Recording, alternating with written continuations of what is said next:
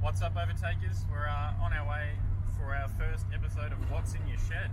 Yeah, we're cruising in the HJ. It's good to be back on the road in the HJ. I don't know whether you'll see this before or after we finish off the interior. I don't know. Might be some secret squirrel stuff in the background.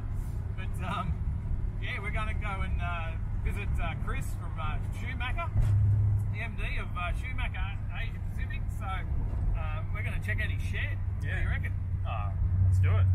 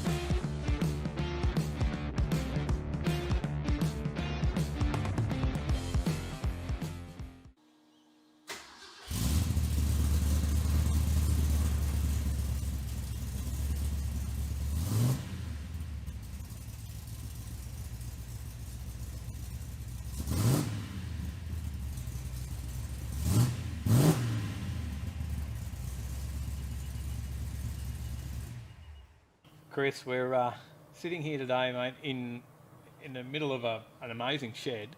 But I got to come out here today, and Tyler's here hiding behind the camera there, of course, with us. But we got to come out and have a look because we met you through Superformance, and Yep. then we've been talking about your products, Schumacher products, and I've been obviously using a few of these products at home. Trying them out. Yep. Yeah, and it's I got to say I've learnt a heck of a lot when it comes to the difference in what there is in a battery charger. I thought I could just walk into any shop and pick up the cheapest one in there and that'll do.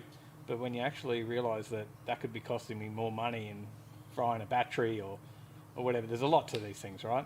Yeah. Well, firstly, you're the first Halen guys to be in the shed ever, so that's a big call. Very strictly a Ford domain, so glad to let you in.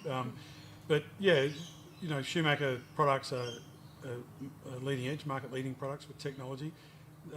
Battery maintenance is not just a very simple thing that people assume. So yeah, there's products out there that aren't great, and people use them and think they're doing the right thing, and they've done the right thing, gone out and bought something to try and look after their battery, and it ends up killing their battery. So you've got to be careful with what you buy and what you select, and Schumacher products are good quality, otherwise I wouldn't be working for them. And yeah, and as you found out, they do what they're meant to do. So. And I find myself telling everybody now about, coming up in conversation on, things like differences between a trickle charger and a maintainer. And, actually 2 days ago I was having a conversation about, why don't all battery chargers have a hook on them? You would know that one well. So Yeah, it's funny, people go and buy trickle chargers, which are basically constant current, and a constant current device hooked up to a battery can dry the battery out and kill the battery. And I was talking to a guy at Superformance, Christian, that does the drawing, and he's telling me about his Harley, how he went into his shed and the rotten egg smell, battery was red hot, and it was just a cheap little trickle charger. And at the end of the day, that's bad technology. Smaller batteries get overheat and they get cooked, and even expensive battery like what's in your car, with the Optima. Yeah. You don't want to have them having current running through them all the time constantly, because it can kill them. I mean, those batteries are $300+, and you've got to be careful what you put on there. So with our battery chargers, the maintainers are slightly different. They go through a charge cycle, complete the charge cycle correctly, make sure the battery's fully charged, and then in the background they turn off. Yeah. And then they sit there for 12 hours. The lights are still on, so you can see that it's still ready to go. And yeah, 12 hours later they check if there's been any load or any voltage drop out of the battery. They'll do another cycle, and it just does the same thing. So it maintains the battery by checking and charging every 12 hours if needed, which is a lot better than a trickle charger. So it's something that everyone should understand. And I'm using a 3 amp battery maintainer now at home, and of course you've got one sitting here. Yeah. In front of us on the F truck. So Yeah, well, the truck's got a lot of compression. It's a big motor and a 406 cubes, and it's fuel injected, and it's got an ECU there that has some sensors that chatter away even when the key's out of the ignition. Something I could fix by putting an isolator on there, but for me, It's got 2 batteries. It's a big Yep. motor and it's hard to crank, so it's got 2 batteries in there. And I just leave the 3 amp, the same one, on there. It's my favourite charger out of our whole range. And the truck just lives on a 3 amp maintainer, and every time you want to use it, away you go. So, Yeah, and I was actually surprised at how cheap they are too. So, yeah. because after you go through everything, we have I thought, this is going to be an expensive bit of gear, and like you actually gave me one to try out. Yeah. And I was using Full that disclosure, you have free samples. Full disclosure. Yeah, full disclosure, and I was using that before I knew the price. And I expected it to be a lot more expensive. So, but and as well as these videos out now, you can pick one of those up for $89. So, Yeah, exactly. Yeah. They're That might change as of this date. No, the prices are pretty competitive. I mean, in the past, some of the bigger brand names in Australia, you'd pay nearly $200 for the same thing. Yeah. But Schumacher is the world's biggest battery charger company, and we've got the volume that we put through for the North American market. So a lot of our components and a lot of the manufacturing is a lot cheaper because we make tens of thousands of pieces at a time. So the price is very competitive for our products. So worth checking out. Well, I'm going to talk a little bit more about even your own history and what you do with Schumacher, but we've got to have a look at this truck. So we've got the guys probably we've mentioned it, so we've got to throw some shots of that up there. Now you've got various projects in the shed, but I've got 4 projects. This one's been done for a while. Yeah, it's about 10 years. So I wanted a pickup truck, particularly an F100, from when I was a little kid, and I've travelled to the States quite a lot over my work career, and I was dealing with a company in Texas called Interstate Batteries. So I was flying backwards and forwards to Texas a couple of times a year, and had some friends over there, and decided I wanted an F truck, and was drinking some rum one night and looking on the internet, and this cheap truck came up, a couple of $1,000, and it just happened to be in a suburb near one of the guys I developed a relationship with in Dallas, and a place, a suburb called Louisville. So he went round and had a look at it for me, had me on the phone. It was 2 o'clock in the morning. I was drunk and he was sober, and he told me it was a good deal, and I bought the truck. Yeah. Yeah, there you go. $2,000, and you would not. I've got to see what it was at $2,000 because it's not a $2,000 truck now. I'll send you some pictures. Yeah. Yeah. It wasn't terrible. It had been painted and stuff, but so as I've talked to you before about the truck, there were some stories though. It's a good story. Yeah. So with importing vehicles to Australia, you've got to get an import approval. So that process can take 35, 40, 45 days, something like that. So I got him to store it, and I was buying wheels and tyres and some Edelbrock heads and a few other bits and pieces, and sending them to him. And when I got the import approval, I put it on the back of a truck and shipped it. And all the bits inside. Yeah, he shoved them all behind the seat and did all that sort of stuff for me. He was a good guy. He fitted the wheels and tyres for me. And halfway across the desert in Arizona, the car carrier caught fire. The axle bearing went in the trailer, and the whole trailer caught fire.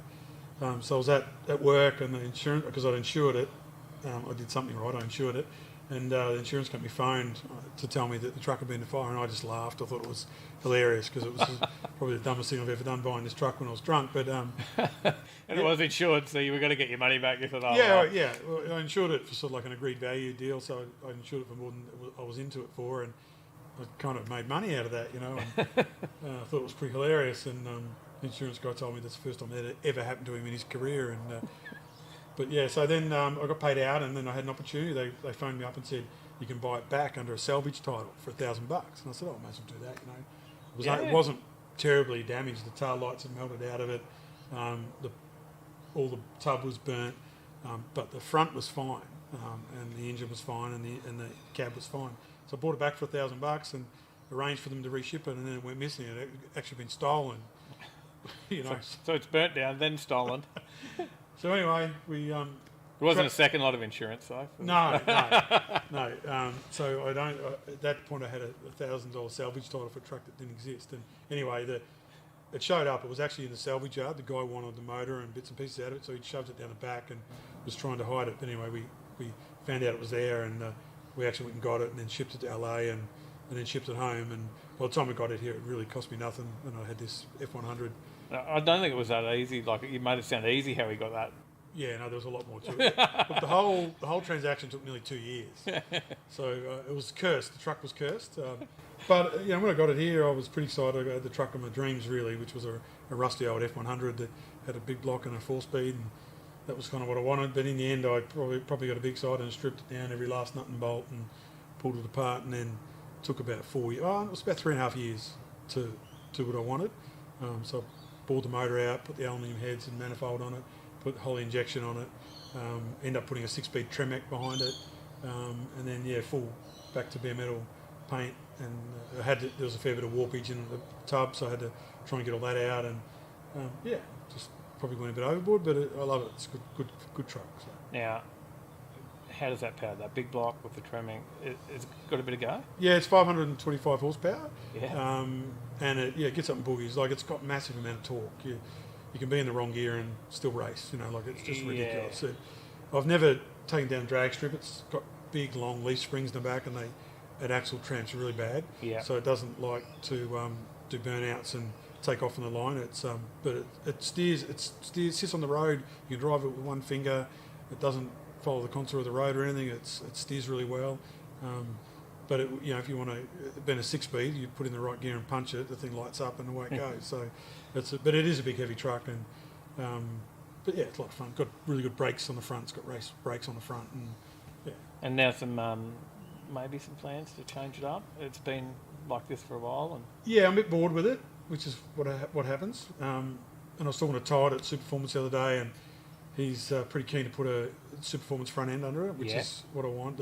I've lowered it and done everything the wrong way just to get it down low. It really needs an aftermarket front end put in there, and Todd does some really good work in that space. They put a lot of R&D into those front ends. Yeah, and he's done the earlier model truck and he's done the later model truck, but he hasn't done this truck. So I'm going to get Superformance to do the front end. Like, I try and do everything myself. I do engines and gearboxes and diffs and wiring and paint and rust and all that myself. And I like, the shed's here for a reason, but there's some things I just don't have the time and knowledge to do, and Todd does. And I like Todd; he's a really good guy. So Todd and Grant. So Todd's going to put a front end in it, and I thought, well, while I'm doing that, I might change the motor out. I'm actually going to put that motor in my Galaxy. Yep. I want to keep the original motor out of the Galaxy there, but I'll put the racing motor in the Galaxy, and then I'm going to put a Coyote in the truck. So. And if we have a look around the shed, there's a few projects going on. So as we talk about this could be another project. We're going to change this up, but you've already got. We've got 1, 2, 3. There's four projects going. Yeah. So I've got my car, which is the Galaxy, which is I work for Stone Brothers and Jimmy Stone. We used to have Smoker with Jimmy, and Jimmy used to talk about 63.5 Galaxies and show me pictures, and I fell in love with those, and I really wanted one. So I went to the States and bought one, and so I got that. That's for me. There's another story in that, which we'll do on another day when you finish it. I've got lots of stories, but the Galaxy, it's kind of a classic story too. So, but anyway, it's a big block 4-speed car as well. So I don't want to put a Coyote in it and wreck it. It's a pretty desirable car. So I'll just take the truck motor, which is hot rodded, and put it in that and keep the original standard motor. Yep. And then I've got my son. He's got a 65 XP wagon. And we're doing that slowly. There's no rush. And then my other son, we've got a 79 2-litre 4-speed Escort. So now that's the cool thing about the shed here is I turn up here today. The boys both in here doing bits and pieces. Yep. And that's pretty normal. Yeah. So, it's just dad projects and fun time. Well, they go off and do other things, and they're not always down here. But I'm only in here on weekends, and I work pretty hard, and I'm always pretty busy. So to me, it's good to have those projects there. It might take us 5 years to do them, but they're learning. Like my son laid his first welds today. Yeah. And they never welded. I might try the welder, Dad. And I showed him how to fire it up, and he ran some bees of weld, and he's never been interested in it, but all of a sudden today he was interested in it, and I was really proud to show him that, It's a bit of a TAFE as well. Yeah, teaching him stuff. Yeah. And my other son, Bailey, he's learned how to do a bit of paint. He's painted the Escort, and there's a RAV4 over there that he's been working on, just to splash a bit of paint on a few things, and we're actually going to have a go at painting the Galaxy ourselves. So, and it's a big, straight car, so if the paint goes on bad, it's really noticeable. So we set our challenge to ourselves to paint it, and we'll have a go at it. If it doesn't turn out any good, we'll sand it back and send it somewhere, Gold Coast Paint and Panel or something, and get them to finish it off, But and he does a bit of detailing. And stuff he does detailing here. All the neighbours and family friends and a few other businesses in the area, he does their detailing here, and he's a bit of fun with that. So yeah, look, it's a pretty good setup. But then, back to Schumacher again. Obviously, you've ended up in there, but you mentioned there before Stone Brothers, and so your career of where you gone from to now is always been in the industry of some sorts as well. Yeah, so I'm a mechanic by trade, a diesel mechanic. I worked in the mines when I left, when I finished my apprenticeship. And then I started selling oil. So I sold oil for over 15 years. I worked for Valvoline, Mobil and Caltex. When I was at Valvoline, I started dropping oil off to Alan Jones Racing. And Ross and Jimmy Stone were partners with Alan Jones. So I'd drop off Valvoline, had Valvoline stickers on the car. Then when it became Stone Brothers, they really didn't have a full team and they were always looking for someone to help, and I was a mechanic and interested in motor racing. I was growing up around motor racing with my father raced and stuff. So I started pit crewing for them on weekends and going away to races, and then eventually I worked for them full time. So I ran their engine program from a business perspective. I didn't build the engines, but I ran the business side of it, understood the engines and had a team of guys, and we did engines for 888, Brad Jones Racing, Mark Larkham, and then some of the development teams as well as obviously Stone Brothers. So Paul Cruikshank Racing as well with the Warren Luff drove their car, so we did their engines as well. So yeah. And then you've learnt a hell of a lot about batteries. Yeah, so I bought into a battery business and ran that for a while, and then it was when we had a battery company that I started to import Schumacher. Yeah. And yeah, there's a lot more to it than people think. Yeah. Keeping your battery maintained or charging a battery that won't charge. People leave batteries sitting around flat and then they won't charge. You've got to have a fairly intelligent charger to stimulate the cells, get the cells to charge. So yeah, I have learned a bit about it over the years, and I guess it's key for me to be. I like the industry, you know. I grew up around the industry, been in sheds since I was really young, and I learned how to weld when I was 14. You know, with my old man, and yeah, it's just for me. I've got the ideal job. I love my job. I'm in the industry I love. I get to talk about things I know and I'm passionate about. Yeah. The product we sell, it's good quality. It's competitively priced. We've got some great customers. So yeah, it's good. And there's fun. quite a big range as well. I Yeah. Because, you know, we're talking inspection lights, you know, all different lights. Yeah, we have battery chargers from 1 amp to 350 amp, or we've got a new range coming out where they have jump start within the charger in big heavy duty workshop stuff. We have 100 amp chargers for ECU tuning. We have a really wide range of chargers. It's a really complex area when you look at all the applications. And then we just have handyman, home, workshop stuff as well. But yeah, battery testers, we have scan tools, very basic scan tools for recoding battery codes in European cars. Yeah, lithium jump starters. We have a pretty good range of lithium jump starters. Lead acid jump starters, which is the old traditional heavy jump starter. Yep. We do them that you can jump start trains, 72 volt. I was going to say, I've seen a video of a diesel train getting jump started. Yeah, 2,500 horsepower, two-stroke diesel in a train down at Pacific National Train down at a workshop in Spotswood in Melbourne. They wanted jump starters for their trains, and they had very sceptical, these old salty rail guys, that our jump starters could start their big diesel locomotives. And I go down there and dropped off the unit. They made sure it was safe, and I was allowed to come back and jump start a train. And they, right until the point it cranked, they said there's no way that little thing's going to jump start that train. And yeah, you've seen the video, it slowly cranks over and gets it moving, and boom, the train starts. So, to be able to jump start 2,500 horsepower two-stroke diesels with a jump start is pretty cool. So we've got a range, from jump start your moped through to a train, aircraft, tanks, all sorts of stuff. So yeah. And Schumacher's obviously a name that's well known in the racing circles, so drag racing. Yeah, so it's funny. I work for Schumacher. My boss's name's Michael, but he's not Michael Schumacher. Not that one. No. So we work for Don Schumacher. So Don Schumacher Racing, NHRA in the United States. Very famous over there. Everyone knows the Schumacher family and what they do and where they've been. Tony would be the son, and so Tony's the current top fuel driver, and then Don Schumacher started off in funny cars a long time ago. And he got out of racing for a while he built the electric business up. And then when Tony came along and wanted to race, they got back into racing as well as Schumacher Electric. So recently he holds the record for the most championship wins or something. Yeah, 351 as of the US Nationals in Indy a couple of weeks ago. So 351 Wallies, as they call it. Well, it's a pretty big record. And then 17 championships, full championships. So yeah. There you go. So they know their stuff. So they know how to jumpstart a top fuel. Yeah, and really good people. I've worked for big corporates, as I said, worked for Mobil and stuff, and working for a family business of that size is pretty cool. And particularly when Don is such a nice guy. I've met him. I've been to Las Vegas to the drags, and got to sit up in the motorhome and talk to him about different things while he was watching college football. It was pretty funny, you know, watching the football and talking to him, and then he jumped in the golf buggy and went down the start line and watched a couple of the funny cars run and got to stand right behind the funny cars as they went down the strip, and your whole body shakes and that sort of stuff. And we had a win, and you get a high five from Don Schumacher, and you know, it's pretty cool. Yeah. Yeah, definitely. Yeah. Well, mate, I think we'll actually, because as you said before, we've got a couple of the products that we're testing I want to out. try them out. We're going to. I've already started trying them out. Don't worry about that. Everyone's probably already seen the lights using those recently. And someone said to me,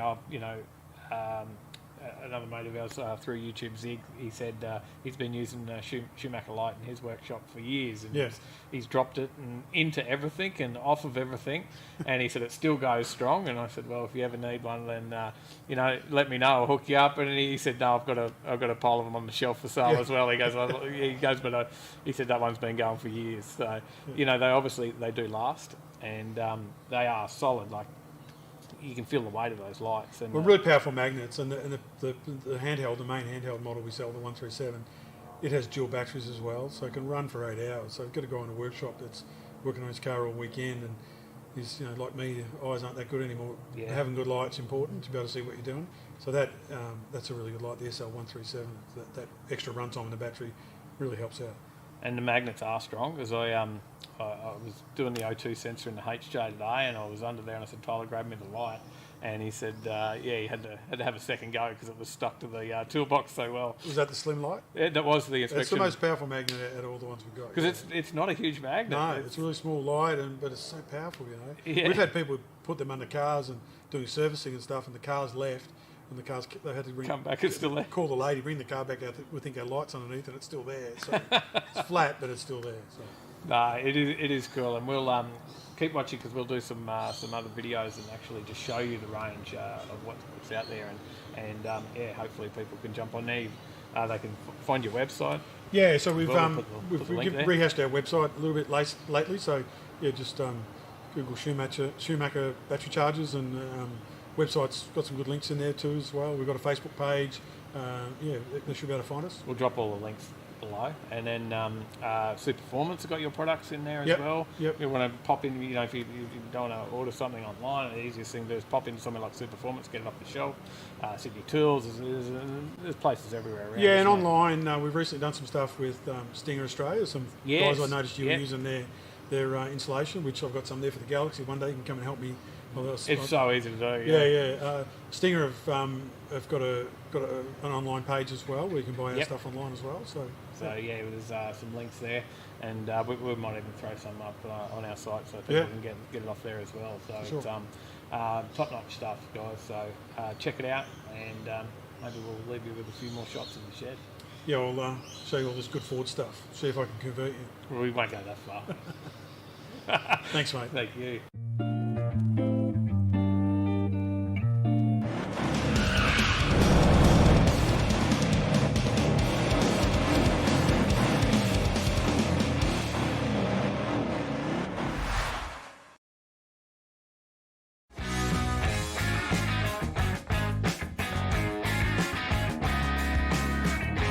What's up, Overtakers? We're back another week, Overtaking Live.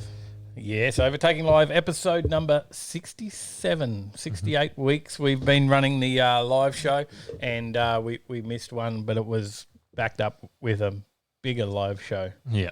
But it wasn't an episode, so we don't count that one. You may be wondering the Utes title tonight. The Utes ? All to be revealed soon. Okay. There's another Ute? Some stuff happening. Is there? Yeah.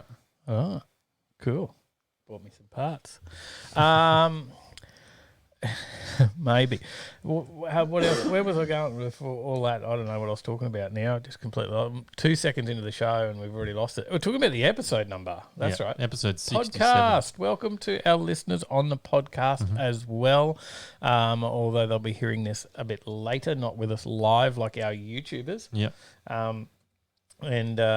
Episode number 13. Podcast number 13. Episode 67. Podcast 13. There you go.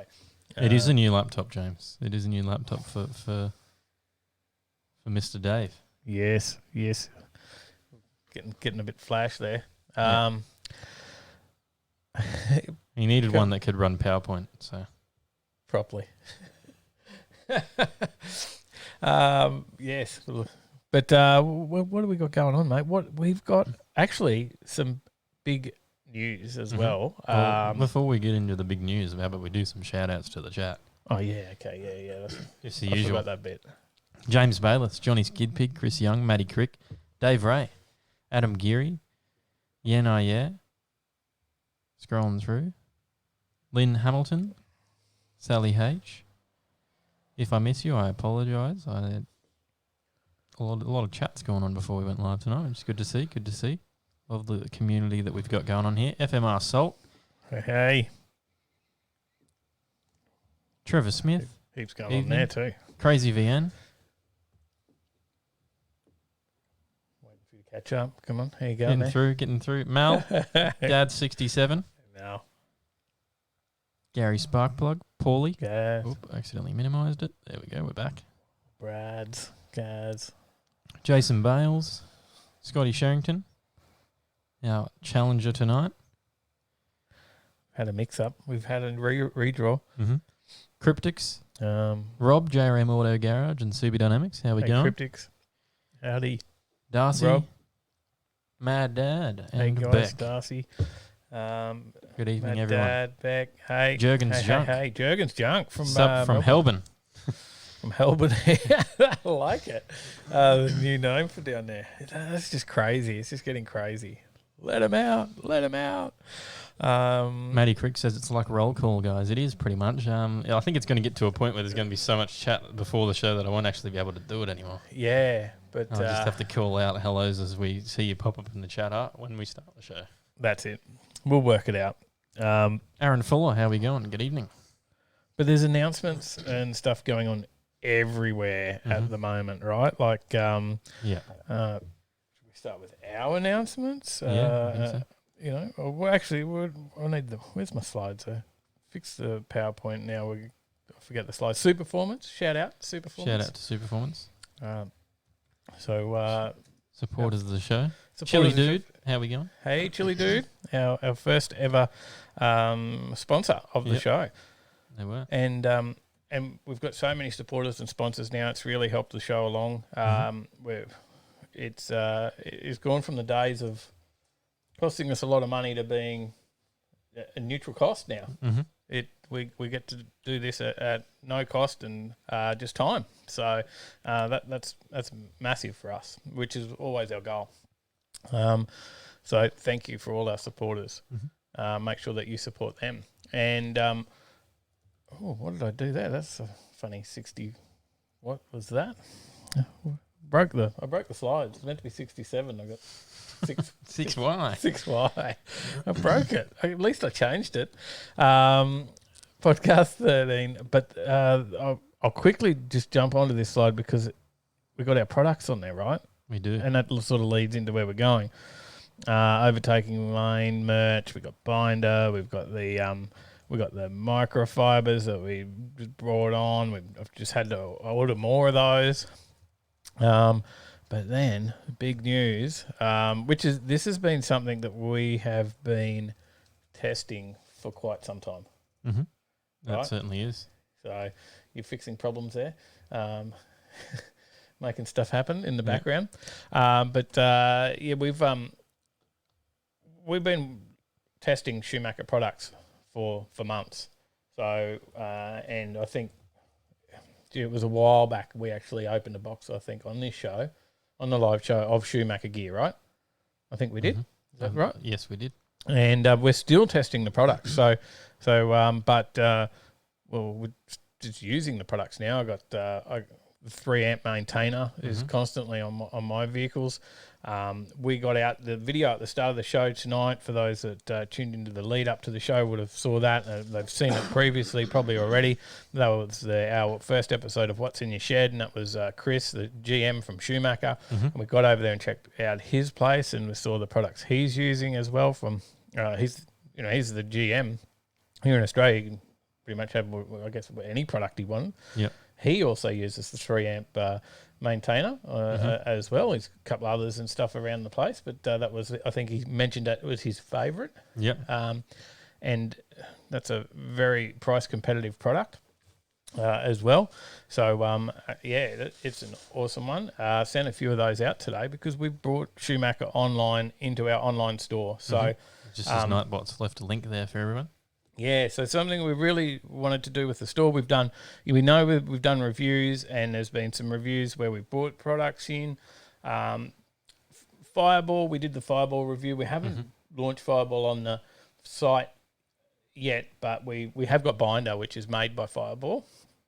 And the Binder's the one that we use more of. We do use Fireball still too, but so maybe we should bring that into the website as well. But we use the Binder being a slightly cheaper price point. It was we tried some other products that we weren't bad or anything like that. Yeah. But we just not something that we use. So we didn't put them on our website.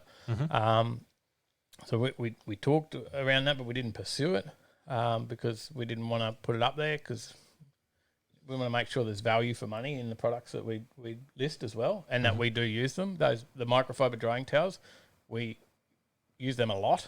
Yeah. So, we use the heck out of those.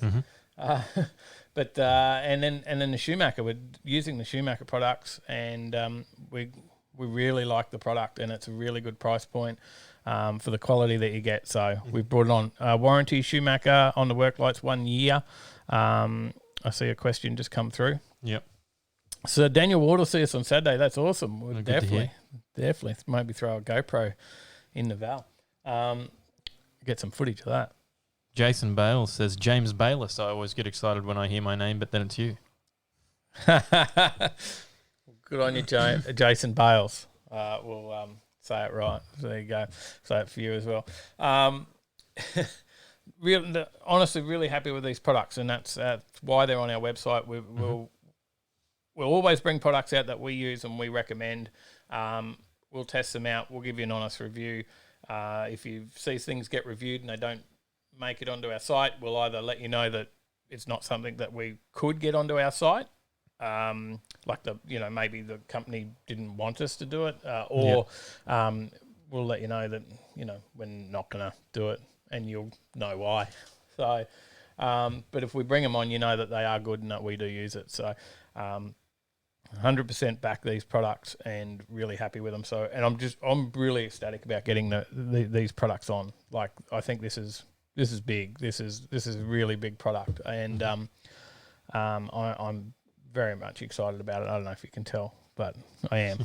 So there you go. They're on the website. That looks something like that. You can get over to the shop. You can get it. We've now got free postage. We've now not only got PayPal. We've got credit card facilities on there. We've got we got products ranging from Schumacher from $16 to $4,000. Right. Yeah. So the $4,000 one is if you're planning on jump starting your ag vehicles or your mine truck. Your tank. Yes. You can honestly do that. If you've got a big, you're running a mine and you need a jump starter for your mine, then we got the product for you. Matty Crick says the drying towels are awesome. They are. They certainly are. Mad Dad says, are you guys going to make some sun-safe long sleeve shirts for summer?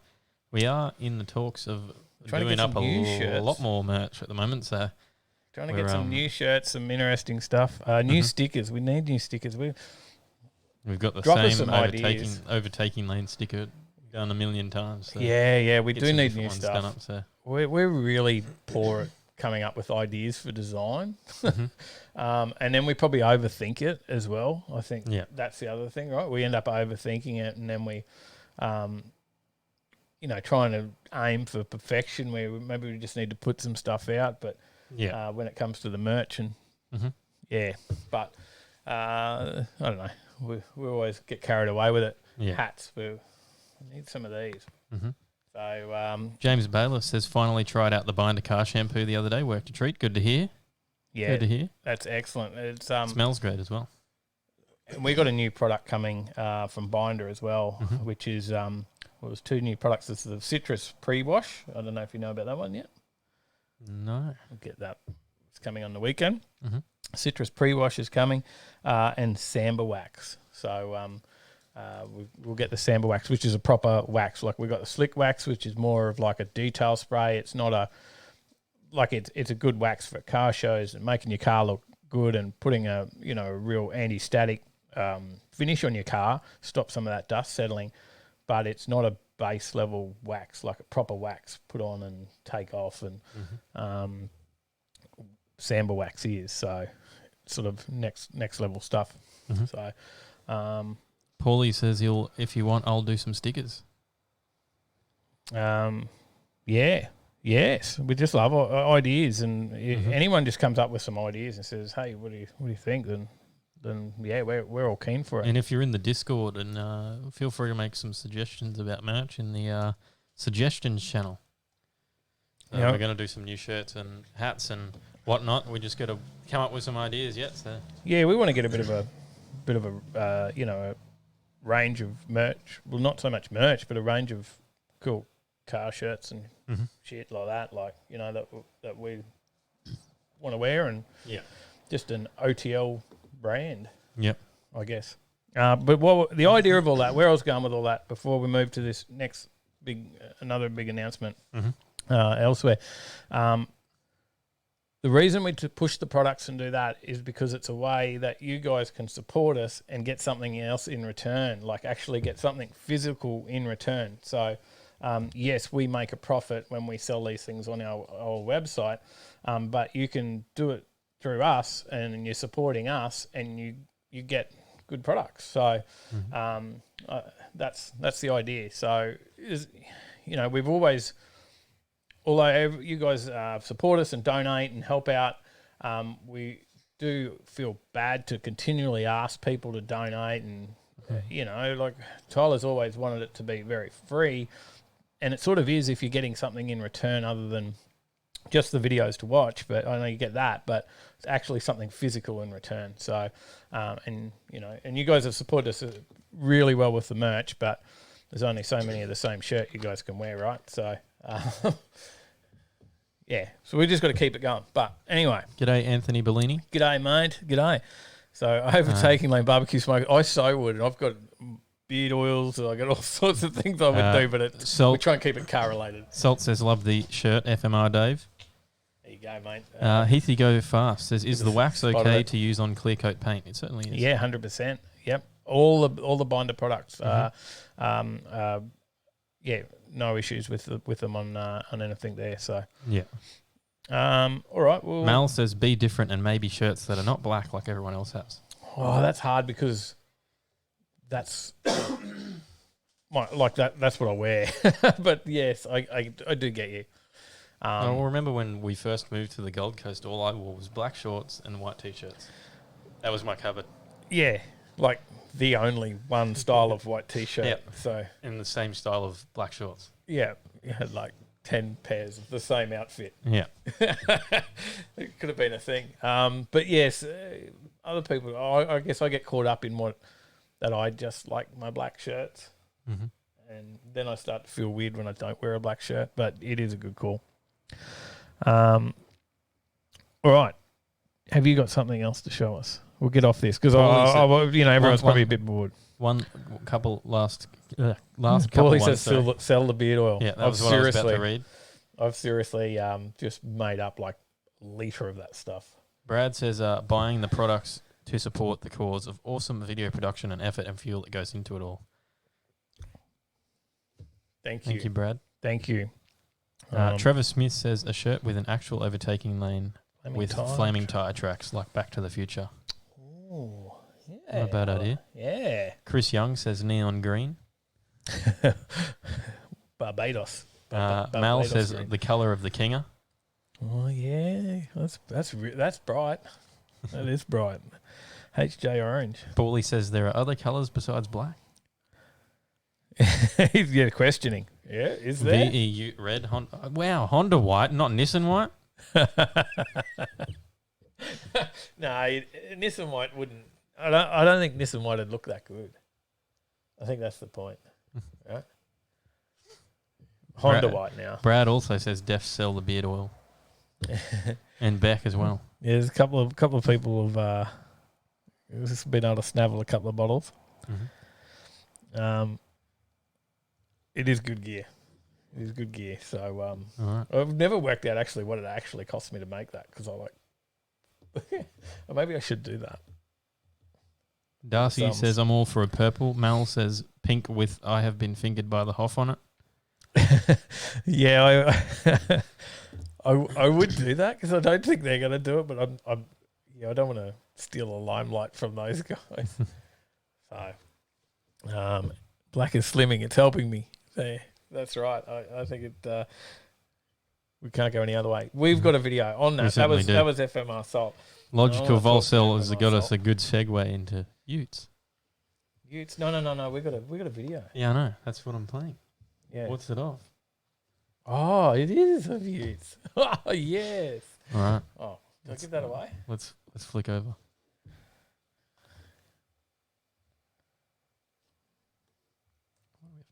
Where's the sound?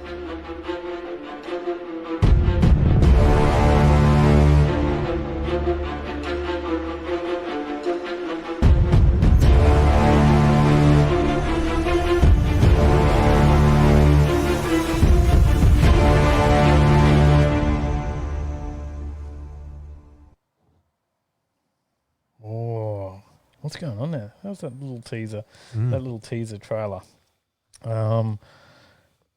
Now, if you have been watching over on Finance My Ride and alert, I also work for Finance My Ride. So you want to get yourself a new car or a bike or a house or whatever. You let me know. Hook you up. But there's some cool stuff going on there, not just with the finance side of things, but there's something else happening here, and I need to. I think I need to give FMR Sold a call, and let's see if we can get him on the phone. He's in the chat, so.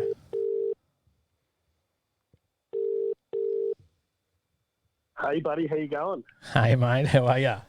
Yeah, going pretty good. Yeah, Just having a couple of bundies with sarsaparilla. there you go, and mate, you didn't put any clothes on.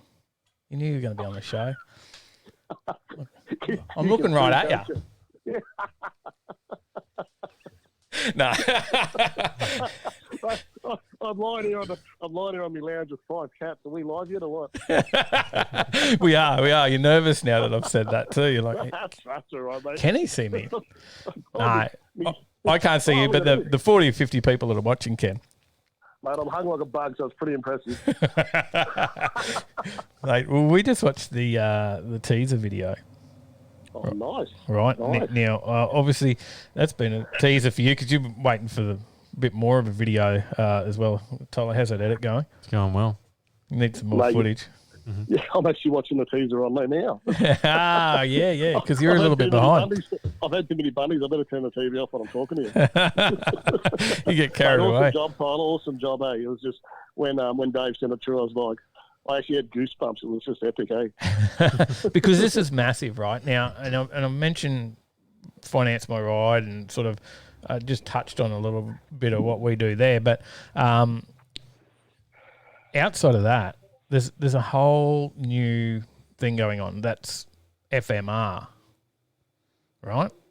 Yeah, exactly. Team FMR is the big news, and there's something that's a project of yours that you've been working on for quite some time, right?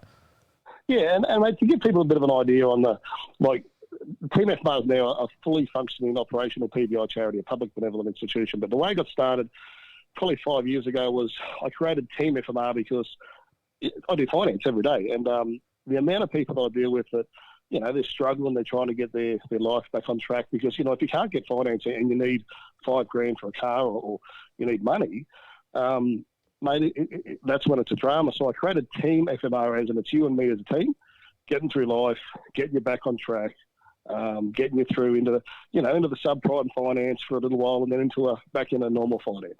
Yep. So that's how Team FMR started, basically. And I just had this really stupid idea. Let's make it into a full-blown charity. And then you found out how much work's involved in that. Oh, mate, it was. You know what? It's I wouldn't change a thing. But you've been there side by side with me, and over the last few months, especially the last few weeks. Oh, mate, I must have the best heart because I haven't had a heart attack yet, and sometimes the anxiety with all the stuff you're doing is just, it's just next level. But you know what? It's almost there. Like what you've just released, and October 17th after the Bathurst Top 10 shootout, it all goes live. Yeah, and look, and people have obviously, if they're not under a rock, then they've found out and they realise that someone's giving away a Malu Ute. Like we can obviously let that part of it out. Like people are working that out. Yeah, as the teaser said, it is legitimately a $70,000 Malu Ute. It's a 2015 build, first registered June 2016 Malu R8, done 22,800 Ks. I'm the second owner. I bought it. I was so picky when I bought it because I was going to keep this car forever. Yep. And I bought it probably. December's 2 years. So the start of December, I've had it for 2 years, and I had 6,000 Ks on it when I bought it. I bought it from Victoria, so that's all right to say that, isn't it? No, it was okay then. Yeah, it was, but it was shipped up here, mate. It was just mint. And I mean, this car is a 9 out of 10 car, and I say 70 grand, but they're actually going up every day. If you jump on, car sales, you can't find the things, Yeah, definitely. So, and I've driven it, and goes all right. It does go all right. I love it, and that's probably another reason I decided to do this is because it's a bottom line, and all the other stuff, the price and all that stuff. It's under $100, simple as that. But I want to just leave all the finer details till everything's released because I'm just ticking the crosses and all that with the license all done, everything's all done. But it's a 1 in 1,000 chance of someone to win a 70 grand HSV Malu. That's it. You can't buy them. But it's not like there's 10 out there or 20 out there for sale. No. And that's how I realised this is the best way to get the Team FMR Foundation started and to just, mate, it's exciting. Yeah, no, and look, someone could win that or change their life. They either, got a really cool car that they'll cherish and or they could sell it off and have a bloody good bank account. The reason why I call it an opportunity, and I could have made the tickets really cheap and sold 5,000. There's a heap of places doing these. They're getting nice cars and they're doing 8,000 tickets, 30,000 tickets. To me, that's fantastic, but it's not an opportunity. A 1 in 1,000 chance is an opportunity that can change your life. If you win this car and you sell it the next day for 60 grand, like you could legitimately sell it in 10 minutes, I reckon, for 60 grand cash. That's a house deposit. That, as you said, that's a life-changing opportunity. That is the fact. That's why I wanted to do it. I didn't want to. It's about making a bit of profit for the foundation so we can get it on the track. But it's not about cleaning people out. It's not about selling 3,000 tickets. No, it's about selling 1,000 tickets. Then we're going to go on to the next raffle, which will be a bike, and we're going to do bikes from then on, and a couple of cars. But this is just it's next level. All right. Now, we're not revealing all the stuff. Matty Crick's asking how to get a chance to win it. Not revealing everything yet. It is a bit of hype to build yet, but they can be watching. You'll probably see it on Overtaking Lane, but you can be watching to FMR. Get over on Team FMR's page. You can find links through Overtaking Lane's Facebook page as well. Tyler's probably organising a link to drop it in the comments now. But if you get over there and follow, you will find out about what's going on. When are we going to find out again? All right, so what you got to get on Facebook. Facebook, man, I'm old school, and we're going to start getting Insta and all the rest of it. Get on Facebook, Finance My Ride Team FMR. I was actually naked in the spa. Oh, I was in the spa before having a live feed. We have a lot of fun, but that's how you find out. Finance My Ride Team FMR. It will be launched on the 17th of October. That's when you can get the tickets, just after the top 10 shootout, and it's teamfmr.com.au. And you got to be on there to watch because there is only 1,000 opportunities. It is a 1 in 1,000, and I know people have already messaging saying, I want this many, I want that many, and you've been saying, you just have to wait. Mate, 100%. Yeah, it's going to be good, and the tickets are going to sell pretty quick. Like it's going to be fun. It's going to be a lot of fun. Yep. I think it's really cool. It is good that because we have been looking at all the different car raffles for some time, right, and sharing them. When I see one, I'll send it to you. When you see one, you send it to me, and then we, have a look at their fine print and see how many tickets they're giving away. And there's some cool cars. Don't get me wrong. There's some cool cars, but some of the other ones that are doing it, like probably some of the best ones we've seen is probably 8,000 tickets, right? Yeah. Yep. That's probably one of the best that I can think of that I've seen is about 8,000 tickets, and then it goes up. Some of them are doing 35,000 tickets, and I mean 40,000 tickets, and that's fantastic. It's still that's better than Lotto, but a 1 in 1,000 chance is just that. I mean it's a 1 in 1,000 chance, and it's a once in a lifetime opportunity because to get a 20,000k Malu, a 20,000k Malu, for the price of a small dinner, mate, it's going to be pretty good. Yeah. That's it. So, it's only 20,000 Ks on it. That's right. It's bugger all. It's 22,800. Yeah, it's still got the original tyres on it, right? I know. Yeah, they're I'll be putting brand new tyres all around. It'll go with some new tyres as well. Yeah, she needs new tyres. Look, Chris, you may have to pay for it to get to the UK. It's Australia only, unfortunately. I think that is actually a requirement, of the lottery, isn't it? We can only sell a lot of tickets in Australia. Yeah, you can. But I mean, if you're overseas, Chris, I mean, and someone in Australia can buy you a ticket, mate, that's their decision, Of course they could. Yeah. Yeah, there's always a way around things, isn't there? Definitely. But yeah, no, it is a big opportunity. Get on there. Hopefully, I would love to see someone from Overtaking Lane get that car as well. So, of course, there'll be 1,000 people in there, and it could be anybody's. But I think it's going to sell quick. Yeah, I do. They said today I had 3 or 4 requests for 5 and 10 tickets, and I'm like, really? Yeah, it's pretty cool. Yeah, I think you need to be waiting for it to release and jump on it quick, and you might break the internet. No, I'll tell you, it'll be interesting if the website can hold up, because obviously 5 p.m. on the 17th of October, after the top 10 shootout, maybe it's going live. So it's all through an online platform. So you'd like to think their service would be pretty cool, but yeah, it's going to be fun. I think the other thing, now I've just had a complete mind blank. Oh, don't you hate that? What was I going to say, Tyler? I have no idea. I was just going to point out as well that it all goes to charity. It's not you're going to give 10% of the proceeds to a charity like some of the others are doing. It's what it is when you jump on, if you jump on teamfmr.com.au, you can see some of the events we're going to have. One of the big ones is, so the reason I started the Team FMR Foundation is because I won't dag anyone else, but when the fires hit and we all gave money to a certain place and it didn't go to where it was supposed to go to, a lot of people started bagging them, and my thought was, you can't bag someone if you're not prepared to do it yourself. So that's why I started the foundation. We're going to get right involved in helping bullying, things to do with, we had the cancer tribute ride last year, and we're going to do a lot of stuff like that. But if you look at it on Facebook, on teamfmr.com.au, you can see the events we're going to have. Mm-hmm. COVID's knocked around this year, but next year, mate, it's going to be full on. We're going to have the funding behind us, and it's got to be audited 3 times a year. There's so much behind it. That's why I'm doing it properly, All he says, is it daylight savings time 5 p.m. or non-daylight? It'll be Queensland time 5 p.m., right? Is it? Oh, or is I don't know. We better check that out. When's it'll be right? It'll be top 10 shootout. Yeah, we're not that smart, mate. 5 p.m. Queensland time. 5 p.m. Queensland time. There you go. FMR for years, but now you've got a proper charity, registered, doing everything. There was, all the stuff you had, legal stuff that you had to go through, jump through the hoops. Well done.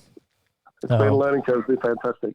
And yeah, look, I hope I get to tag along to something where you get to hand out some money to some people that need it. I'll be there with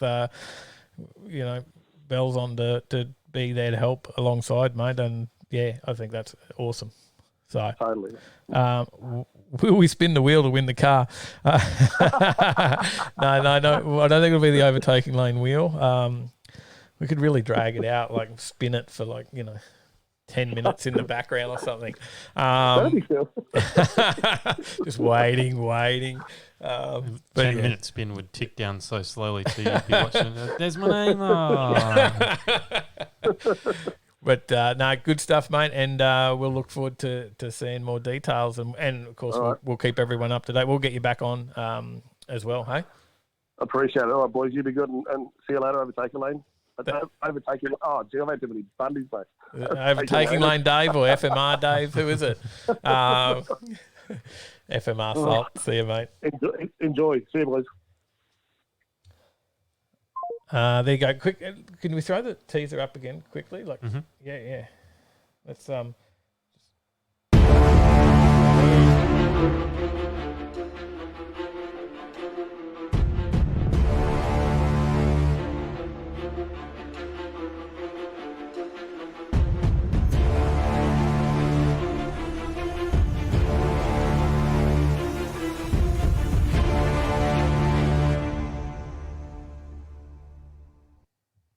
How cool is it? Yeah, you did well. Good little edit, that one, mate. Nice job. And it was just an afternoon of cruising around to some cool spots, getting some shots with that Ute that day, wasn't it? Mm-hmm. So just give it to the Hoff if it's on the wheel. He tuned it. Yeah, look, it's a pretty cool opportunity. So it's good to see. And yeah. Salt said before, under $100, he let that slip out. So, because you could think it could be these massive prices, which some of them are, to get these tickets. And well, I've seen some of these raffles go, when you work out how much they're making, it's like $1.3 million. Yeah. And then they're not a charity; they're giving some of the proceeds to charity, but it's generally only a small amount that they're actually giving, 5, 10, 15%. So. Anyway,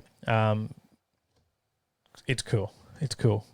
So watch out for that. And we've got to do some news stories. Yep. Mum says, am I allowed to enter or not because of David? I don't know what the restrictions are on that. Mal said, Sally, you were fine, sell it and buy a cube. Scotty's All Aussie Adventures says, if your dad doesn't have a beard, you've got 2 mums. That is so true. The beards, what a good song that is. 100%. I love that saying. So I do need the cube. I only just got that. Sorry, I just got that comment then. I do need to run to the fridge. Tyler, you're going to have to kick off this next story. All right. G'day, Golden Rich. How you going? Golden Rich. Because it's the story is about a bit of a segue from our announcement of the new products. Yeah. So as we mentioned, Schumacher is a big name, not Michael Schumacher, who's in Formula One, but Tony Schumacher is in drag racing over in the States, the NHRA. He's been named Texas Motorplex Legend. So Tony Schumacher, the winningest is the word here. Top fuel driver in the history of the Texas Motorplex has been named a Texas Motorplex Legend.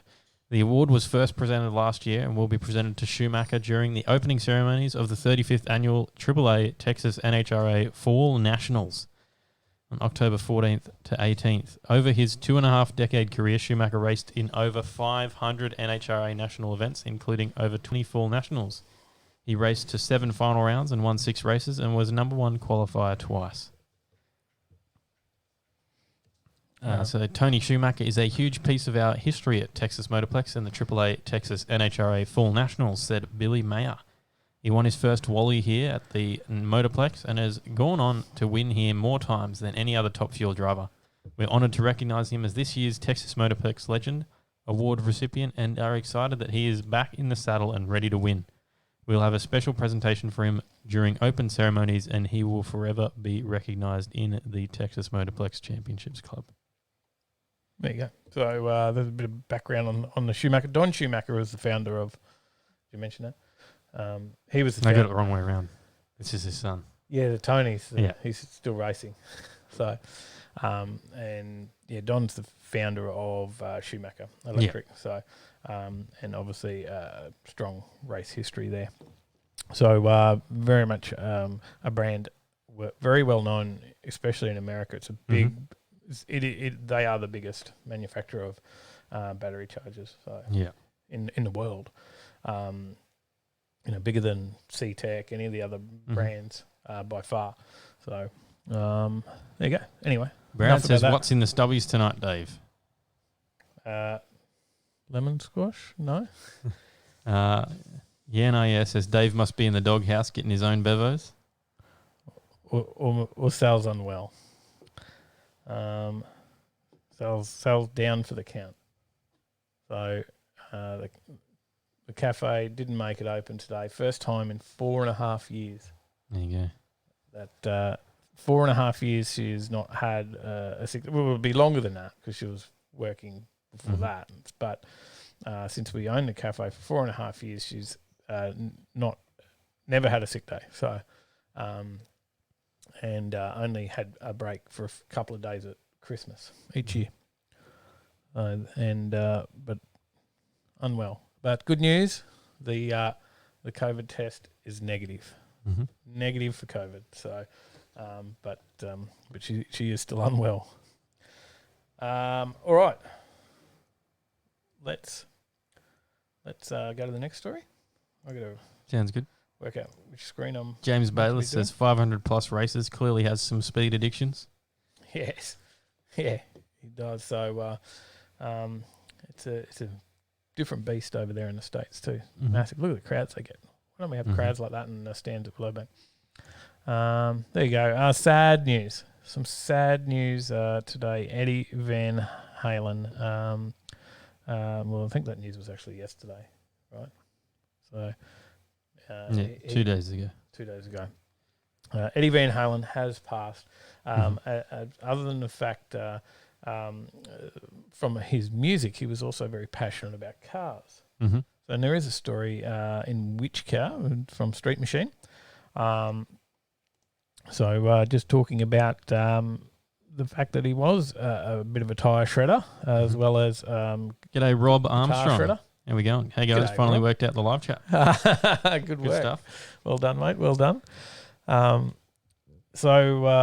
might be doing live shows from Armstrong Automotive soon. We might be there while working. We've talked about some of his cars, I believe, in a previous story. You weren't too sure. Yeah, I believe we've talked about some of his cars going remember. to auction, a Porsche and a truck, and I can't remember what the other one was. But I'm sure that we saw some of his cars go to auction a while back, and we've got a couple of pictures of some of his rides in the background. So obviously, bit of a hot rod man as well. There you go. Yeah. There's another shot. Do you know much of Van Halen, Tyler? I was gonna try and put some music on for it, but I didn't know whether. Yeah, I think there's one song I know, but I don't. Panama. No. Panama. Probably, but not really. Okay. That was a good band. You should have been listening to Triple M yesterday. I don't listen to any radio. Yeah. But look, he's a car man. So there's one of his rides. Here's another one. Look at that nice shed. Is that a what do you reckon? 50, 55? Is that? Is it a 55? It is 55? Yep. Chevy 210. There you go. That's the other car that was on that story, the Chevy Nova. I haven't got a picture of that one.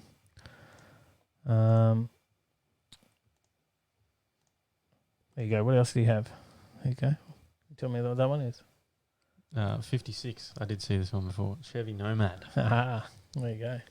And then that truck that was in our other story that we did, he was selling that one. It had is that the one? I think it had like a special plaque in it.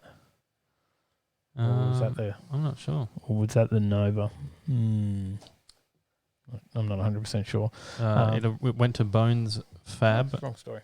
Which was modified with a Ford 6.9 litre diesel at that point and a 4-speed manual transmission. But the crew then updated the whole car, fitting a newer 7.3 litre turbo diesel ZF 5-speed gearbox and a gear vendor's overdrive out back.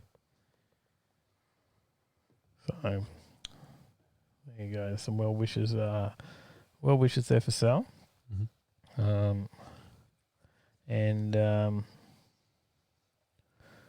No, he didn't say Panama. No, I said Panama. I know Jump. He didn't know it. Was that one that they did? Yes. Yeah, I know that one. I do know Panama now that you mentioned it, but I don't know them well enough to. I'm sure you've heard me play them. Yeah, that's what I mean. Like I've heard when you mention it, But you're like, that's Dad's crap music. No, I don't think it's crap. I don't think it's crap music. I just you did growing up though, probably. Probably. I don't anymore because it's kind of what I listen to now. Yeah. I think on the way over here I was playing AC/DC. Oh, there you go. The problem with AC/DC though is you get into a bit of a spirited driving mode, but when you're driving a Mirage, you don't. We did a story on that. When you're in a Mirage though, you don't go very fast. It's just no. But we did a story on that. Remember, we did a story about how that music, listening to heavy music, actually makes you drive faster. It is. They've done studies. It's an actual thing. Mm-hmm. There you go. That's the story anyway. That's about all we had on it. There is a whole story, like a proper story, written by the guys at Street Machine, and you can check that out. It'll be in the show notes on the podcast. The link for that. Dang Dang says, "Come on, Tyler. They tried to skid the cop car to that song in the movie Superbad." There you go. You would remember that movie at least, right? I You do know that remember one? that movie, yes. Yes, you know that one? Okay. There's a movie he knows. He hasn't watched Midnight Spares yet, have you? No, I haven't. Yeah. Throw away the questions again. Get rid of them. Scrunch them up. Get rid of them. There you go. All right. You got any more comments? We'll move to the next story. Gary Sparkplug says, "Nomad is the go." Chris Young says, "Listen to Speed Core while you drive." I'll get you going. James Baylor says, "But I bet, Tyler, that you think you're going 1,000,000 miles an hour." Sometimes you do in the Mirage. That's why it's a fun car to drive. Like, driving the Skyline's cool and all, but it's a lot more fun when you're going fast. Like, especially after doing the track day and, coming into some of the corners pretty quickly, it's very fun. And then you drive it on the street and you're like, this is pretty tame. And then you get in the Mirage and you take a corner at 60 k's an hour and you're getting thrown out of your seat. There's a certain Honda we're having a lot of fun driving as well because like you can really thrash it out in first and second and, and then you're doing 60, whereas in the Ute I'm doing 160 at that point. So it's different, all right, for driving around on the streets, having a bit of fun, staying legal. G'day, Charles Galea. How you going? We are good. Very good. All right, we got another story on Utes. Matt Dad says, "Isn't a Mirage a thing in the desert?" Well, you thought you saw it, but you didn't. Yeah, it was a Mirage. Utes, Tyler, Utes. There's another story. You sent me another story about Utes. Yeah, well, what car did Aussies buy during the pandemic? Utes, and more Utes. It says caradvice.com.au. I think they've bought a bit of everything, to be honest. They've also, the second-hand car market at the moment, the prices are skyrocketing. Yes, they are. Everybody's car has gone up in value recently. Yeah, even your Mirage. I think they went up, people's... I heard on the news something about 25% increase in used car prices or something like that. Yeah, because people are buying second-hand cars because they're avoiding public transport these days. Yeah. So, they're buying a cheap Mirage or, whatever. So, but also they're buying Utes, right? Yep. So, and particularly one to mention is the ones pictured behind us here. Ram pickups from the US surging as well. Yeah, now a few but bucks. Then also industry ones that have been here for a while and Toyota Hilux and Ford Ranger, pretty much staple names, and they're pretty well just the best seller all around in Australia always. So I do see quite a few of those Rams getting around now already, and it is quite surprising because they're an expensive vehicle, right? I saw a Ram the other day on the M1 towing a caravan, which is probably about the size of my house. Yes, they can do that. That's the thing, right? So thought you were going to say you saw one in the tree. No, He dodged it. he dodged it. The one in the tree had too much ram, not enough dodge. Yeah, we haven't seen Marv tonight. Oh, G'day, yeah, Paige. it's unusual. How you going? Hope he's all right. Jurgens Junk says, so we can talk about who has the coolest ute. Oh, for sure. If you've got a cool ute and you want to post a photo to us, jump on the Discord. It's free. You can jump in there. Post it up in the Cars channel. You post it in any channel if Yeah, you you want, can. but you can. Yeah, the Cars one's a good spot. But so yeah, who's got the Hilux? Got the big size, or they've been put off by Hilux because Hilux put up the prices. So Hilux's went up 13 grand. But there's been an unexpected surge in the sales of utes such as Toyota Hilux, Ford Ranger, and the Ram 1500. People can't travel overseas, is what they're saying. So they're treating themselves to a new car instead and choosing one that they can take on holidays here. There you go. Which was said by a veteran car dealer with more than 20 years in the trade. Yeah, here you go. Ram Trucks Australia has a 3-month waiting list for all of its models, even though they're over $100,000. Now, the Melbourne conversion facility is working around the clock to increase production. So, local conversions of the Chevy Silverado pickup out of the US were paused in the grip of the lockdowns, but operations are ramping up ahead of the arrival of the GMSV brand. And against the odds, and a market slowdown of 20% sale of Australia's two top vehicles, the Hilux and Ford Ranger, increased by 7% and 20% respectively. So, yeah. G'day, Rams are up Junga Bunga, Matty. 29.5. Junga Bunga Racing in the chat. Hey, Matt, we'll see you in a couple of days. So, yeah, there's heaps of them getting out there. They can't keep, there's a 3-month waiting list. And what you were mentioning before is about the Toyota Hilux price rise of $13,000. One dealer said many customers don't care because they just look at the repayments and not the price, and they're happy. Yeah, there you go. So, but yeah, and as I was saying, although there was a struggle for new car sales during, because we talked about the sales dropping, right, during the pandemic, and new car sales did drop, but used car sales have skyrocketed. So, and you see people advertising some stupid prices too, right? Like, I got pretty excited just this week because I saw somebody advertising a HJ in orange with no motor or drive gear. Wasn't selling the wheels on it as well. It was freshly painted orange. It had the original interior still in it. It was a 6-cylinder suspension. It had no motor box, drivetrain, nothing. And he wanted $40,000. Yeah, wow. And I went, wow, what's that put mine at? But then I read the comments, how much he was getting roasted. So I hope someone buys it off him for $40,000. Put mine up there. There you go. Rat Fink says, rest in peace, if I can read, Eddie Van Halen.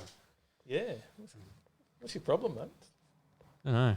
I just I think it's because I read the next word and start saying that when I'm still saying the first word. Ready. No, I said Vetti. Vetti. I don't even know where you're going with it. Ann Halen. Vetti Ann Halen. Stephen Chandler says, hi, cuz, just letting you know I'm watching. Hey, how are you? So worked out the chat as well. We are going well, Maddie. We are going well. One of my inspirations for my love of cars from my younger days. Anyway, back to the stories. Steady Fab in the chat as well. Hey, Good how are evening. you? What else we got? Well, did we want to mention the top 10 car brands in September 2020? I don't know. We can mention the top 3. Toyota, no surprise really. Mazda and this Hyundai. is not just Utes though. This is everything. Toyota sold 12,936 cars in September, which then you look at the you think, oh, that's not. I guess it is a lot, but when you think about it, in the scheme of things. But then you look at Mazda and then you go 7,000 and you're I like, think wow, that is a lot of cars. I think Mazda did really well to get just exactly 7,000. Yeah, they did well. They got 7,000. Like they got on the nose $7,000. It wasn't 7,003. It wasn't 6,998. Yeah, it was 7,000. 7,000. Do you think maybe they got 6,999 and they just, slip one through? Because we can't finish on 6,999. Let's put next month's sale on this month. Exactly 7,000. And Hyundai coming in number 3, 5,273. There you go. They are down. Wow, 27% they're down. We haven't been giving them enough Hyundai stories. Poor Mitsubishi are down at 53.5%. They don't really make even with cool all the cars Hyundai nowadays. stories on Overtaking Lane. I can't believe their sales are down. There you go. Maybe their sales are up a little bit though. They've had a resurgence. Yeah, true. That was just September. We haven't done enough stories in the last couple of weeks on Hyundais. We've eased off the Hyundais, remember? Yeah. But racing. Do you want to talk racing? G'day, no more. How you going? We can No talk more. some racing. Well, can you talk racing or will it be put off? That's the question. Dang says Griselda, the HJ Tunner, is now for sale. Apparently, I can pay my house off by selling it. Yes, that's right. Don't hold back. It was he was getting pretty roasted though. But if you want to just have fun, post it up for $70,000 and see how your comments go. You'll get lots of comments. I guarantee it. All right. Disappointment for fans. Mm-hmm. The Bathurst International has been cancelled. It's been the big Bathurst race, which has been pushed over into 2021. Yeah, they've pushed it. More than 350 races and more than 2,000 Makes support sense. crews were down to attend the multi-category event. Unfortunately, the current COVID situation in Australia and the timeline for border closures remains fluid with no definitive criteria known for the critical New South Wales-Victoria border open and only proposed indicative dates which are very conditional on significant milestones and criteria for some other states as to when border controls and quarantine requirements may change. So there's going to be Not the some 1,000, racing. Paulie.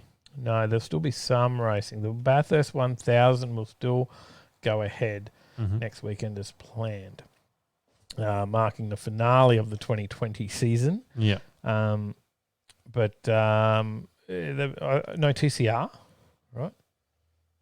There'll be no TCR. That's it. There's no that puts it says here it puts a lid on TCR returning to the track for 2020.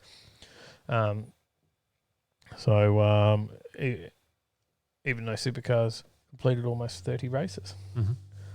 There you go. It is disappointing. We're going to be a heap of different events at this one. And we talked about it like a long time back before any of the issues, right?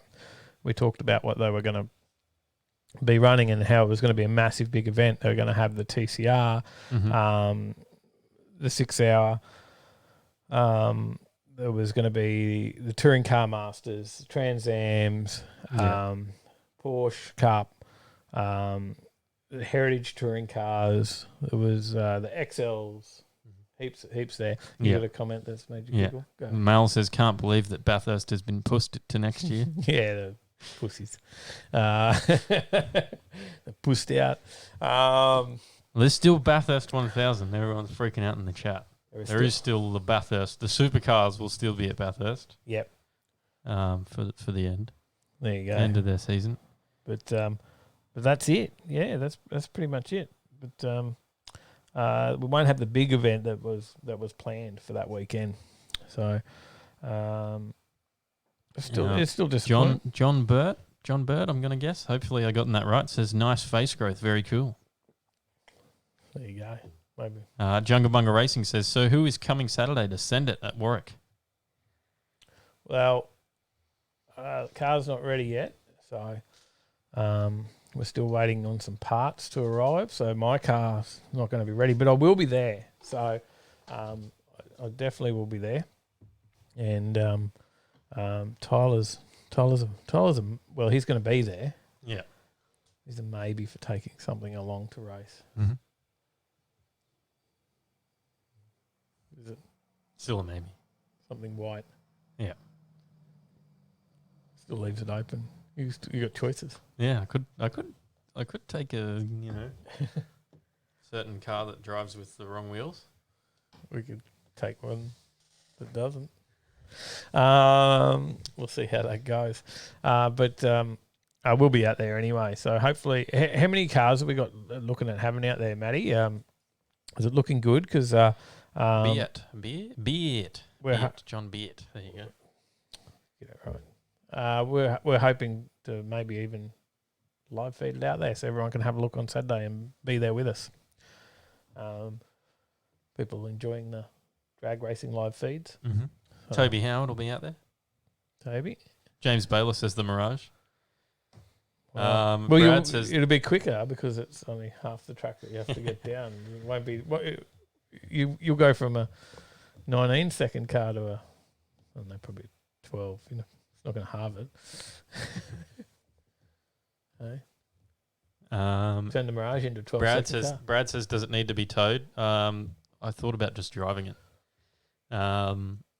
Save having to organise a trailer. Steady Fab says, Tyler, do you want my brekkie laps pass on Saturday? We'll be at Warwick. No, we'll be at Warwick. We're going to Warwick. We'll be at Warwick regardless of whether we're racing or not. We'll be there to film and capture the action and possibly live stream it as well. The NIS says, weld the Integra's diff and rip the air filter out. Send it. We need a baseline. We do need a baseline. This is... we had to actually not discuss taking the Integra in any way. Well, we did talk about it, actually. Did we? Yeah, you mentioned it. You said, "Oh, not tonight." Did I? Not tonight." No. But we did talk to each other about it. Possibly. The possibility. We won't be racing. Mad Dad, at yes, Bathurst. there is spectators, as Maddie's put in the chat now as well. 50 spectators. There you go. Yes, you're close. You can get out there. We might even bring some of the new products out in case anyone wants them. But talking about Bathurst, it runs us into the next story. And could do the pictures as well. Remember that. The next story, talking about Bathurst, is a house for sale on Bathurst. It's for sale again, though. Yeah. I have seen this one for sale before. Yeah, no, but we'll put it in For there. sale again. For sale again. Yep. Number 505, Conrod Straight. It's not cheap, I don't believe either, by the way.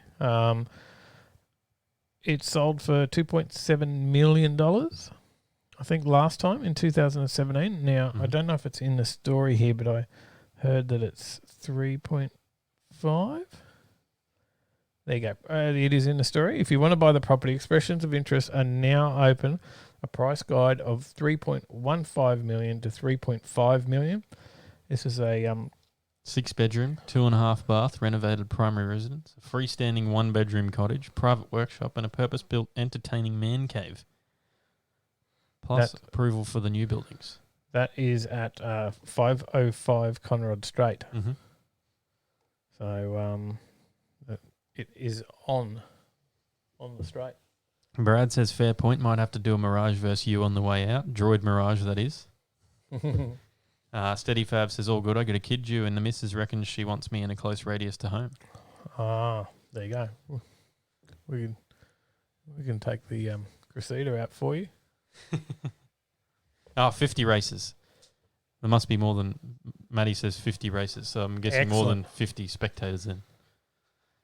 Yeah, 50. Yes, yeah. I didn't think there was. Yeah, I hadn't heard about this 50 spectator cap until tonight. 500 spectators. 500 spectators. There you go. Plenty of and out there. you can go up to the gate. I think it's $10. Canteen will be open. From memory, $10. Is that right? I think that's what I saw. I'm not sure about the price. $10 to spectate, but 50 races entered. There you go. There you go. I don't know if there's still time to get in on the entry on the racing, but be quick if you want to. So like $100, and you get a couple of crew, and you get a lot of passes at work too. They get through, roll around, you just keep going all day. We had a few breaks, and I got in 9-10 passes. Yeah, it was breaks, change cars, all sorts of stuff. So Anyway, so there you John go. Beer has dropped us $6. Thank you, wow, mate. location, and a pool. Woo. Yes, it does. It is a bloody good location. Would be an awesome place to live. That's for sure. It is a bit flash. I want a place with a racetrack, but I guess a place on a racetrack is not too bad.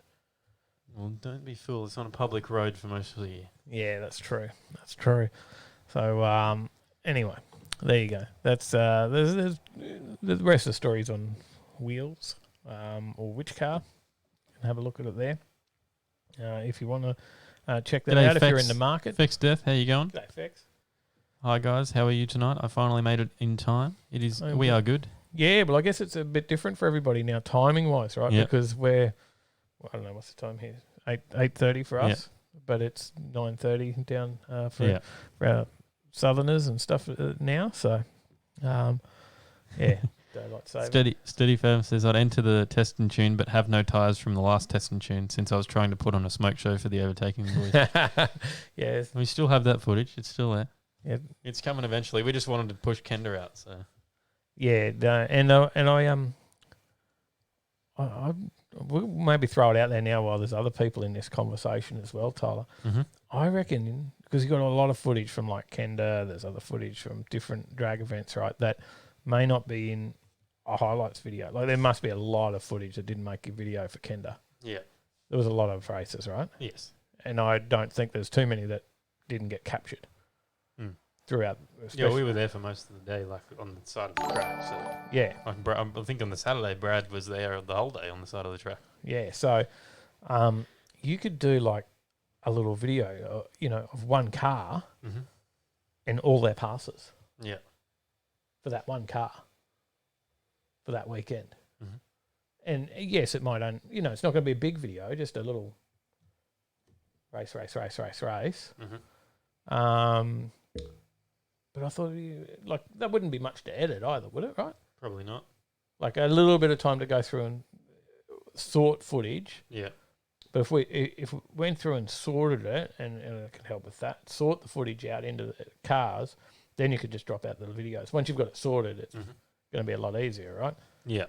And then you could just drop out videos of cars, just cut, drop it out, and people might just like to see some of that. And just as little extra videos. Mm-hmm. I don't know. Are people interested in that? Would that be a good idea? Extra videos, not a Tuesday or whatever. I don't know. 6:30 a.m. for Rat Fink. There you go. Still early. Shane Kane, how you going? Good, Hope you haven't Shane. missed too much. No, not too much. No? It's always there for later if you want to watch it back though. So. Or on the podcast. On the podcast, Spotify, and We got a bit to still get through. We got to move our way through. we certainly do. Stephen Stephen Chandler's back. Welcome back. G'day. All right, well let's pump through some stories then. All right. A wealthy family to build a $175 million motorsport and entertainment venue in southeast Queensland. Do you know about this story? I don't. This is Toowoomba. I did just see that in the And the secondary wealthy headline. family is Wagner's. Ah, there you go. Okay, so you know who that is now, right? Yes, Wagner's, I know who Wagner's is. Yeah. Growing up in Toowoomba, you should know who Wagner's is. Mhm. And they have the airport there. They obviously have the quarry that they've always had. The quarry, the concrete works, a lot of real estate around Toowoomba. Then they built the airport. Now they're going to build a motorsport entertainment venue. Now there's been talk of a V8 supercar track in Toowoomba for years. Mm-hmm. So this started years ago, and obviously it wasn't just a bit of pie in the sky stuff, and there is something to it because they're now saying the state government's going to kick in $40 million. Yeah. I think Wagner's putting $95 million in, and then obviously they've still got to come up with a little bit more. Yeah. Right, so not bad if they are obviously a pretty wealthy family if they're just chipping in 95 mil. Yeah. And I'm going off memory. I don't even know if that's what it says in the story, Tyler. So you could test it's a $175 million project proposed as the Wellcamp Entertainment Precinct, or WEP.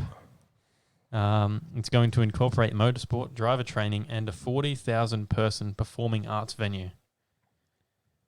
The centre will also boast business, tourism, and event facilities, as well as accommodation for up to 5,000 guests. I guess that helps their airport, which is also at WellCamp. Mm-hmm. This project would support 130 jobs during construction and up to 2,500 jobs when hosting major events. The Paladise government supports the project with $40 million, and today we call on the federal government to match this. There you go. Yep, and down a bit further, I was right. Says the Wagner Corporation Chairman John Wagner said they had already committed to investing $95 million to fund the development of the WellCamp Entertainment Precinct. Mm-hmm. So 95 million, 40 million are at 135 million, and they need 175, so they need another 40. Yeah. Yeah. Oh, sorry.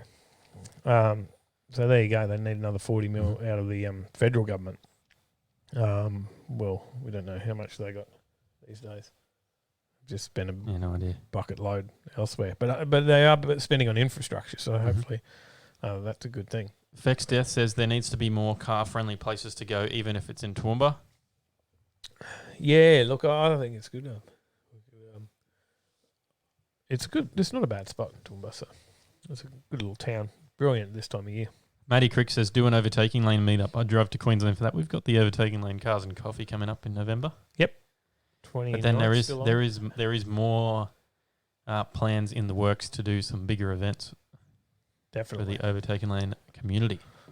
Definitely. We might have to get out to I think we should still plan to do one at Warwick and get out there but what we want is everyone. I want to know if we did an event on a drag track like that, would people come out in their dailies and all sorts of stuff and just like racing your whatever? Yeah. Like, because that's what I'd be sort of aiming for. So, not just that, to have people with their drag, like people. We've got people who follow us from the drag scene now. They might be keen to bring out a drag car too, we separated out through the day, so you can have that more serious side, and then just have people that have never done it and it doesn't love have to be it. serious. It's still no. You know, I think you know what I'm trying to say. Yeah, I don't mean serious cattle station stuff. Yeah. So I just mean for people that want to come out and run in their bloody Nissan X Trail, they can. Yeah. Because they've never been on a drag strip and they go, I don't get the opportunity to because I don't have whatever type car. It's like, oh no, just run whatever. Yeah, I don't know. That's just an idea. But it is cool to see the different things that they could have out here with this WellCamp idea. Let's hope that gets up and we see a track at Toowoomba. And very good chance it'll be V8 supercars and stuff will hit that track as well. So. Says, think Wagner's would give me a loan for the house that was just up before. Yeah, I don't think they made all that coin that they've got by loaning it out. That's for sure. Dang Dang's off. See you, Dang Dang. See you, Thanks mate. for tuning in. Thank you. Brad says Overtaking Lane drag day for sure. No more says, yep, I would. There you go. Paulie says, I'll race anything. Brad says Droid Mirage for slowest time on track. James Bayless says, do rental cars count? I'm sure they do. Why wouldn't they? That's even more fun. That's its own class. Rental car cup. Rental Yaris's or something. The Skid Pig says the track is needed for Toowoomba. The car scene is nuts here. There is definitely a lot of massive cool cars. Like a massive... massive car scene in Toowoomba. Yeah, and there's a lot of cool cars up there, and not enough events. Paulie says, I'll race the Hoff. He has to push his car, though. Steady Fab says, I think it'll be a good idea. Introduce more people to it. Yeah, just an opportunity just to do it. Like, I've always been, very interested in it, but never felt I had a car good enough to like it. So that's sort of what put me off. And then you get to a point, then it's like too much hype around it, and then you're not game to try. So, I had to go out and have a crack. Yeah. And it is so much fun. Anyway, what about a drag strip? So the Riverina. Talking about G'day, Dodgy Brothers Engineering in the chat. New drag strip for the Riverina area. Oh, there you go. So that's Leeton. Leeton. So down, I think around Wagga, that way. And Griffith. Yep. And so they're sort of taking a lot of that area. People travel from places like Casino and stuff. They do the casino drags on the. They have the airport drags of the old airstrip. They do that there. So, yeah, I think that there's a good opportunity for them to get behind this, and it's they were doing some stuff I think at the airport there, and the council changed, and they've lost their permission to use it. So so that's why they're now looking at getting this track up and going.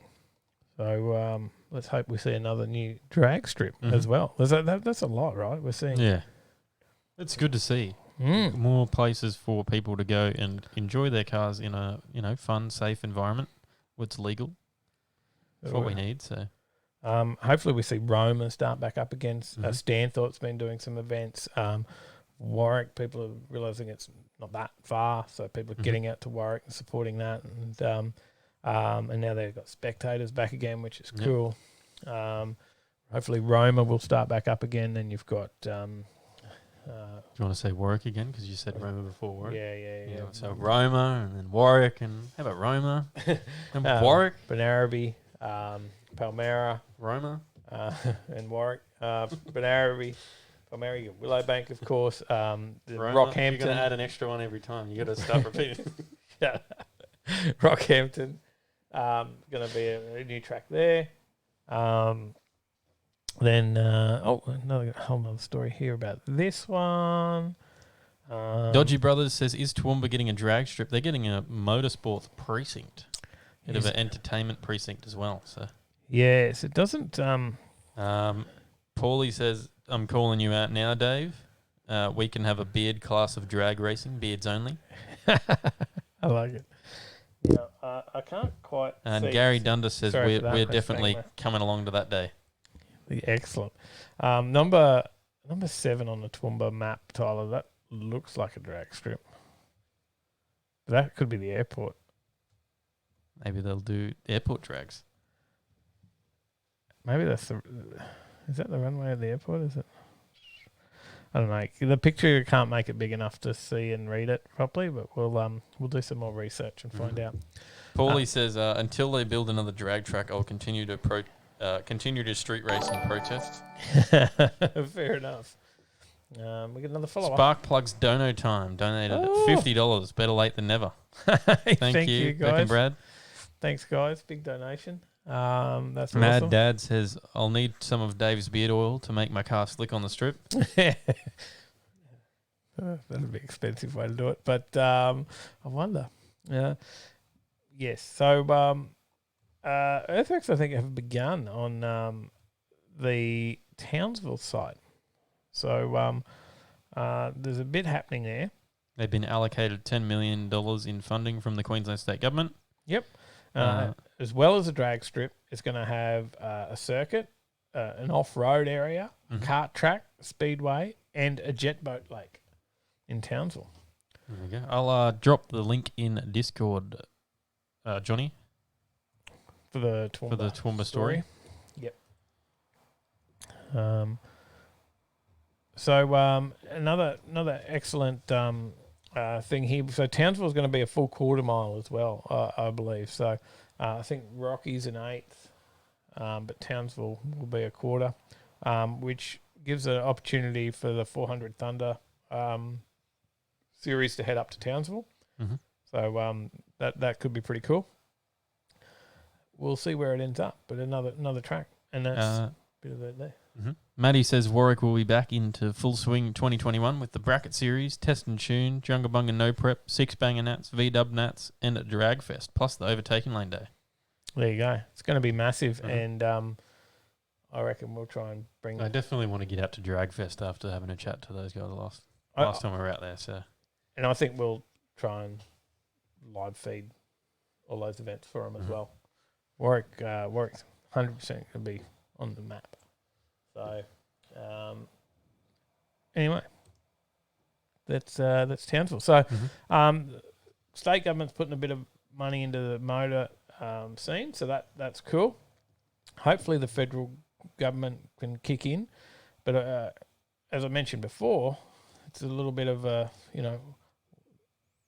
maybe they've spent all their money with the budget, but what does the budget mean for the car industry? Anything? I have no idea. Oh. So for new car buyers, is there any benefits? Well, the federal government has further extended its instant asset write-off scheme and expanded the eligibility criteria for claiming assets on tax as part of its freshly unveiled federal budget. So I guess here's what you need to know from Car Advice. Okay. So what are the changes to the instant asset write-off scheme? For business owners who purchased a car prior to the budget being announced at 7:30 p.m. on October 6, 2020, all the previous criteria of the expanded instant asset write-off scheme still apply to you. To be eligible, but those business owners will now have an extra 6 months in which to claim the vehicle on tax. There you go. To be eligible to claim under this scheme, the business must have an they got to have an aggravated turnover. An aggregated turnover of less than $500 million, and you have to have purchased a new car for under $150,000 anytime from May 12, 2015 to October 6, 2020. Plus, had that asset installed and ready for use between March 12, 2020 and June 30, 2021.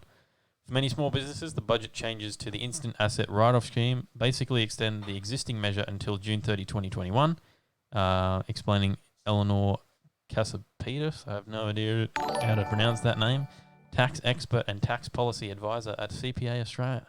Built for business owners who are looking to buy a car after October 6, 2020, the goalposts have changed again, and they'll now be able to access a brand new scheme called Temporary Full Expensing.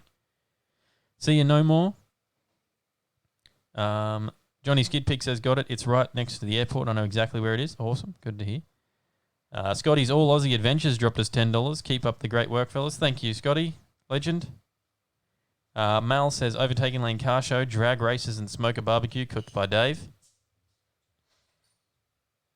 Means I'd have to do all the filming. No different, though, to any other time.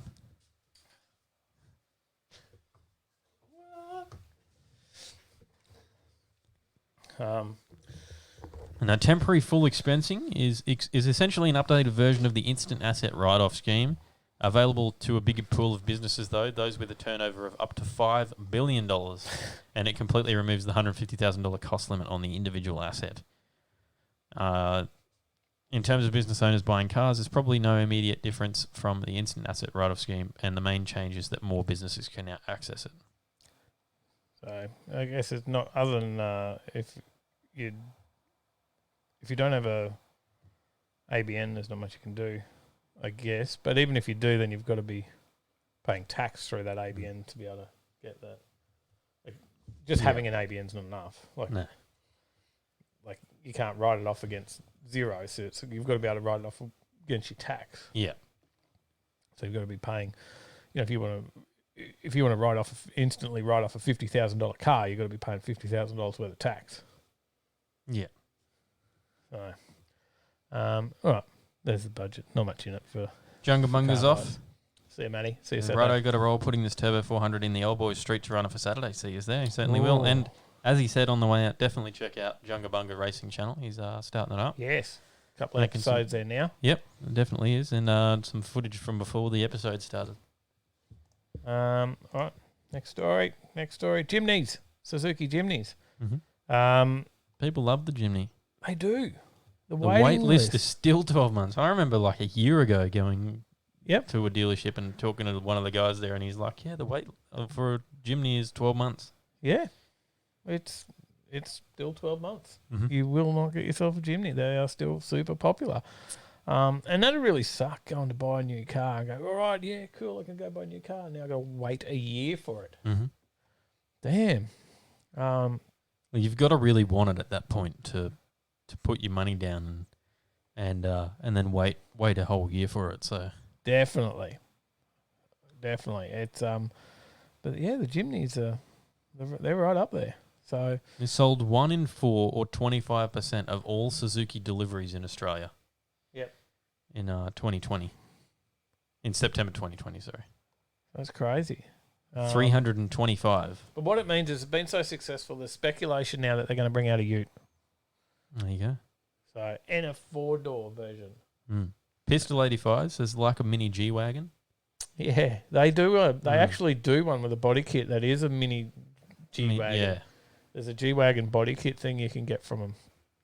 For them, there's a Broncos one, like a Ford Bronco one, and a G-body one from memory. So, Yeah, doesn't like it. Yuck. Seen one close up the other week. super popular. I don't know what it is about them, but they are super popular. All right, we'll move on. Vexdeath says I couldn't wait a year unless it's a Rolls Royce. I don't even think I'd wait a year for Rolls. Brad says it's still brutal, like new price on second-hand market too. There you go. And we said we'd update you on what this GDHO Phase 3 sold for. Now, I think we talked about that the didn't quite make its price at first, right? Was that right? Or was that a different car? I don't remember that. I don't remember, but we speculated and we didn't think it would go for that much because it's pretty run down and it's got no engine. Yeah. There was a lot of things that needed doing to this car. But it's sold. But it is a HO. But it's obviously not going to be an original HO because you don't have an original matching numbers motor. Or half the interior or... Yep. But it did sell. Yep. It sold after the auction. Maybe we did tell you it didn't. Yeah. Maybe you are right. It didn't fetch the money. I feel like it didn't fetch the money and then we were going to see if it sold later on. Well, it has sold later on. For $400,000. $1,000. There you go. $400,000. Yeah. Man. And the 1969 Boss 429 Mustang makes $222K. There you go. It was passed in at auction for $350,000, and then they've sold it for $400,000. It's going to undergo a $200,000 restoration. It's there you go. Don Perry. GDHO is what it is. So, there you go. Yeah, I don't know. I'm not sure. It certainly had seen better days, but Don Perry was the guy that did it up in the day, and he did a lot of the work to it, and it was fairly well done up, right? It was a performance car, but obviously the motor had been sold and all the other bits and pieces. And yeah, it was good for 13s on the quarter. It had I think Hillborn injection and stuff. Oops, in the late 70s, it was good for 13s on the quarter. What have you done? Killed your slides. Yeah, I didn't know I could do that. Dodgy Brothers Engineering says that's crazy money for half of a car. It is. It really is. I'm quite surprised. But if you think that's crazy, Tyler, I don't think you saw this next story. No, I did see you put it up on your screen earlier, but I don't know. And I looked at it and went, what? I just saw the half of it. There you go. So if you thought that car went for too much, what about some 68-year-old seats? These seats. So these seats have just sold. Someone has sold these seats. They're looking a little worn out. Actually, maybe they're not sold. They're up for sale. Yeah, they're selling for. Sorry. Yeah, up for sale. US dollars, because it is in America. Or did we let's go to Australian dollars. Australian dollars tells us how much Australian dollars. $126,466.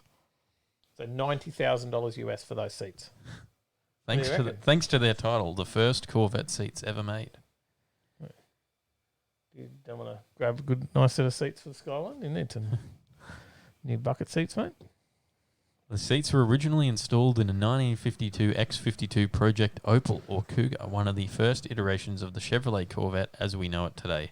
The Cougar was one of 5 pre-production Corvette prototypes to be built with tracking numbers between 852 to 856. The Cougar was number 852. It made its debut at the 1953 General Motors Motorama at the Waldorf Astoria in New York, where it was renamed Corvette. The distinctive red seats can be glimpsed in the car in this original footage from the 1953 Chicago Auto Show, so I'll quickly do a throw over to that. Here it is. There you go. There's your seats. Well, that's not what they look like now. Eh? No. They're looking a little shabby right now, right? Yeah. What do you reckon? You'd drop 120 grand on a set of seats? Probably not, no. No? Those are the first ever Corvette seats. You don't want to be able to say that? Probably not, no. You would take them out to the track and just look at them at the track. If that's all you can do with them. Johnny Skidpig says, tell them they're dreaming. The NIS has sold. I'll send a check. Gosh, we thought half a car was pushing, trying to go for it. Yes, apparently those seats were capable of doing 160. Were capable of 160 horsepower. Those seats back in the day. Shane Kane's straight to the pool room. Yes. Fex Death says, are they actually the first or just from the first cars? I think the first, according to their ad. Yeah, from so that first prototype of it. The first Corvette prototype was 852. There was 4 of them: 852, 853, etc., up to 856. These were apparently out of 852. I don't know how you prove that. 5, by the way. Or was it 5? Sorry. Yeah. I don't know how you prove that. I don't know. How do you prove that? No, I don't know. Some He's pictures. got a certificate of authenticity that says or something maybe. And it's handwritten. With crayon on a napkin. You'll do it in whatever colour you want if you pay $90,000 US. Mad Dad says good for a horse and cart. Let's go back to John Fords. Peart says I was thinking Porsche Speedster, James Dean. Wow. His car fetched some big dollars. Let's go back to Fords. Should we go back to Fords? Yep. We'll do it. The Supercars champ scores his own fired-up Ford Mustang. Scott McLaughlin, limited edition. You'll have to play this video too. So, Supercars champ and Ford tuning gun combined to create an epic 570 kilowatt Ford Mustang. Hero Performance is set to reveal a ballistic road-going Ford Mustang specified to the desires of Supercars defending champion and champion-elect Scott McLaughlin. I think there's a little down in the story. There's a little There's a little video there. You're good for sound. You can play that one too. All right, sweet. If you want to give it some sound as well. It's only 20 seconds long.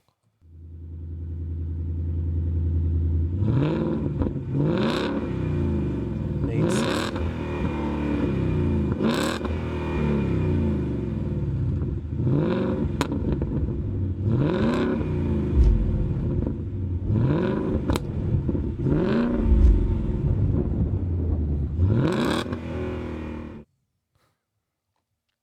So there you go.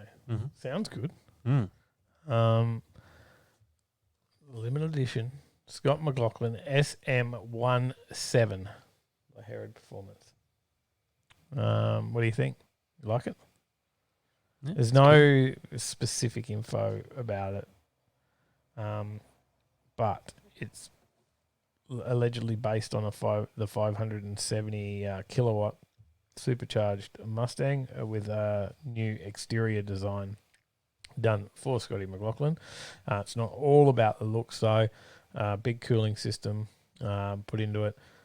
Biggest cooling intercooler system of its kind on the market from Herod.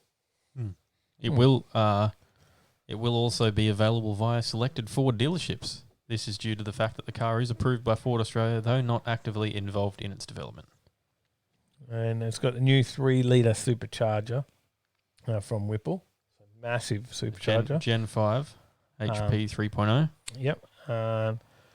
And the SM17 will be the first production car in the world to run it. So there you go. That's looking interesting. So sounds good. What do people let us know? What do you think? Does it get the nod? Shane, John Beard, says $? Question mark? Not 100% sure. No announcements there. Nothing yet. So there's going to be a few. That's for sure. But there's not. Yeah, they're very tight-lipped around the information on this. So you need to watch. Yeah, over on the Herod to see what happens with it as they release more info on it. James Bayless says, "What's the crowd capacity of the radiator?" No specific information has been given out with this one, so just the supercharger. That's all we know. How many spectators can it fit? Fex Death says Camaro sounds better. I wouldn't disagree. But Shane Kane says, "I wonder if it will feature in a snapback crash video." Sam Beard says, "Ty, we need our 4th. I'm busy." So you're missing a game. Yeah. What are you playing? Well, it's free this month or this week. I don't know how often they do free games on the Epic Games launcher. They do free games on there. It's the company that created Fortnite. They do like free games on their launcher, and they did Grand Theft Auto recently and things like that. What's the game now? It's called Rogue Company. It's like a 4-person team-based shooting game. Oh, okay, yeah. Yeah. Rogue. Rogue, yeah. Oh, yeah, I thought you said road. Oh, I thought, this is car related. No. I'm still trying to work out what that one was from the other day. I looked at a video on it, Among Us. Yeah, you need to get into that. That's one I reckon we could get it. We need to get a 10-person Overtaking Lane squad of Among Us. I was a little confused watching the video on it. So. It's interesting. Well, you got 2 imposters right on your ship. Yeah. If you've got 10 players, you've got 2 imposters. Yeah. And then essentially the 2 imposters have got to kill everyone on the ship before they get found out. All the crewmates can do their tasks before they get killed. Or they can just find out and kick the imposters out drop them in the lava. We'll work it out. Well, we've got another story to do before we move into quiz time and what's on. We got our quizzes here. We got Johnny's in the chat. Scotty's in the chat. Scotty was in the chat. I think he's still around here, hanging around. He did say he was good. So excellent. Well, I think we've just got one more story to jump into before we can look at the quiz. We haven't got Marv, but obviously sent in some questions. Yes, that's he did. That's a good thing. All right. So the next story is about something coming out of China. Oh no, it's not. I've missed a story. I have got another story. What did I do with that one? No idea. That was a story that was in the SA fixed traffic cameras. Oh yeah, I missed it. You've got it? Mm-hmm. There it is. I do have it. Sorry. The SA fixed traffic camera system thrown into question after motorist's successful Supreme Court appeal. Yeah, so someone's actually taken the case to court and beat a fixed red light camera, like fine. There you go. Charge. He was booked for running a red light arrow at Beulah Park, east of the CBD in March 2018. The Magistrates Court upheld the fine, but Justice Greg Parker overturned it on the basis that the camera had never been legally tested. In a judgment handed down last week, he said regulations require the cameras to be tested with cars crossing through the intersection on a red light. He ruled that the camera had not been checked in line with those requirements. I am satisfied on the balance of probabilities that the appellant has provided proof contrary to the facts asserted in the certificate. I uphold the appeal and quash the finding of the magistrate. I quash the appellant's conviction. Mm-mm. So that may pave the way for other motorists to appeal their red light tickets with that same argument now. All right. Rob says, still waiting for the Forza Motorsport Overtaking Lane online racing event. We definitely need to get on and do that, actually. Yeah, I think there's cobwebs on the sim rig. It hasn't moved for a bit. We'll have to find a weekend when we're not too crazy on events and just pencil it in, and this is the date. Do it. You can film it. You can stream it. Well, there you go. It's happened. They've got away with it. So many people could now challenge it, use that same argument, and there's a precedence, legal precedence. Yeah. So, what do you reckon? You going to run some red lights and test it out? Don't think so. You said you've noticed a lot of cameras. Yeah, just a lot of like a pole with 2 cameras on it. Yep. I think it says like surveillance on the sign. I haven't read the signs because they're that small, so I don't know what they were about. But multiple locations around the Gold Coast, you're seeing these things popping up everywhere. Yeah. And they're permanent Like fixtures. 4 or 5. Yeah, they look like permanent fixtures. Yep. They're definitely not like a trailer thing. So Hope Island was one. Yeah. Yes. Yep. Not quite Hope Island, Jabiru. but between Hope Island and sort of probably the crossover of what is Paradise Point and then Hope Island. There's Jabiru Island there. Yeah. But nobody would probably know Jabiru Island, but No. that's what it is. Yes. Yep. Coomera, there's a few in Coomera. I think 3 or 4 I've seen in Coomera. I had a feeling that potentially they're like Hoon cameras. Ryan K just subscribed. Cheers, Ryan. Okay, right. I have a feeling that they're potentially like Hoon cameras because they seem to be set up in Hoon hotspots is what I would, like places that have a ridiculous amount of tyre marks. Ah. So the 2 places in Coomera, one's a hill, which is commonly people do burnouts up it. Yep. And then also the street, like a roundabout, which commonly has tyre marks all Near the way around it. Masters? Yeah. Oh, yeah, just up behind Jet Fitness, up that street. Yeah, on Yeah. Days Road there. Yeah, okay. Oh, yeah, where those big skids were, and I was saying, did you do that? Yeah. Yeah. Ah. Yeah, it's usually or like, are they? You think that more that than like a mobile phone? that's what I think. That's my... Because I said to you, my maybe thoughts. they're mobile phone cameras. Yeah, I don't think Like they're mobile capture. phone cameras, so... Mm. But yeah, on the one on Jabiru Island is like... I drove through there recently and there was like just... It was just basically rubber. Oh, really? Yeah. And that's on the main drag? Yeah.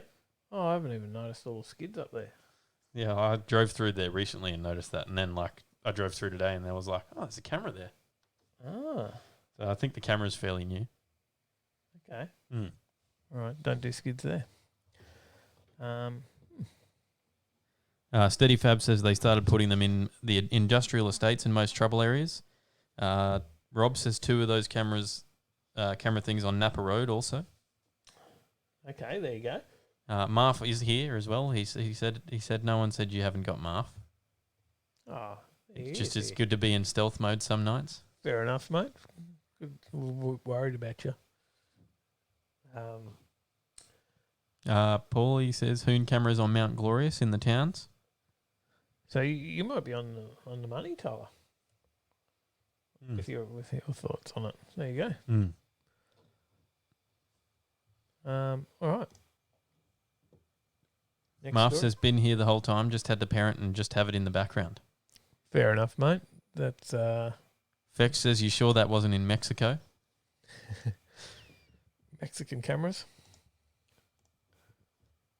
All right. Another story. Last story.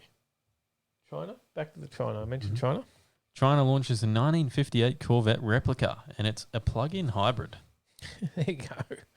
Not what you expected to come out as a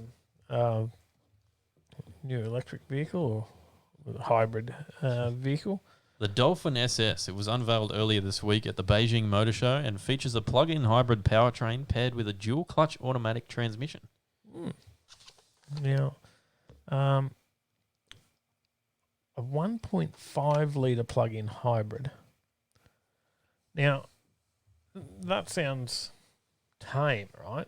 But we don't know.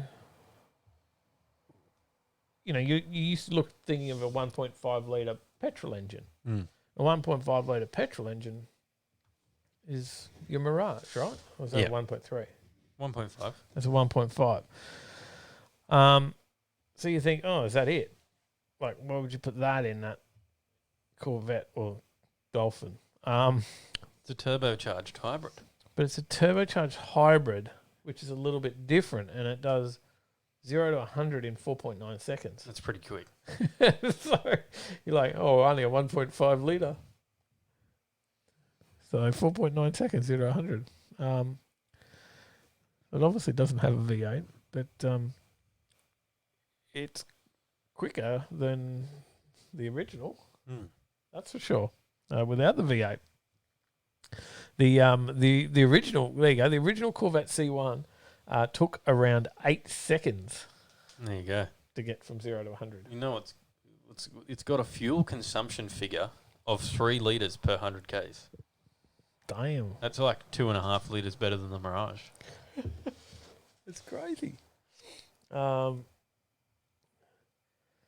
also has an 8-year, 150,000 kilometre battery warranty and a 5-year, 100,000 kilometre vehicle warranty. Years, eh? It's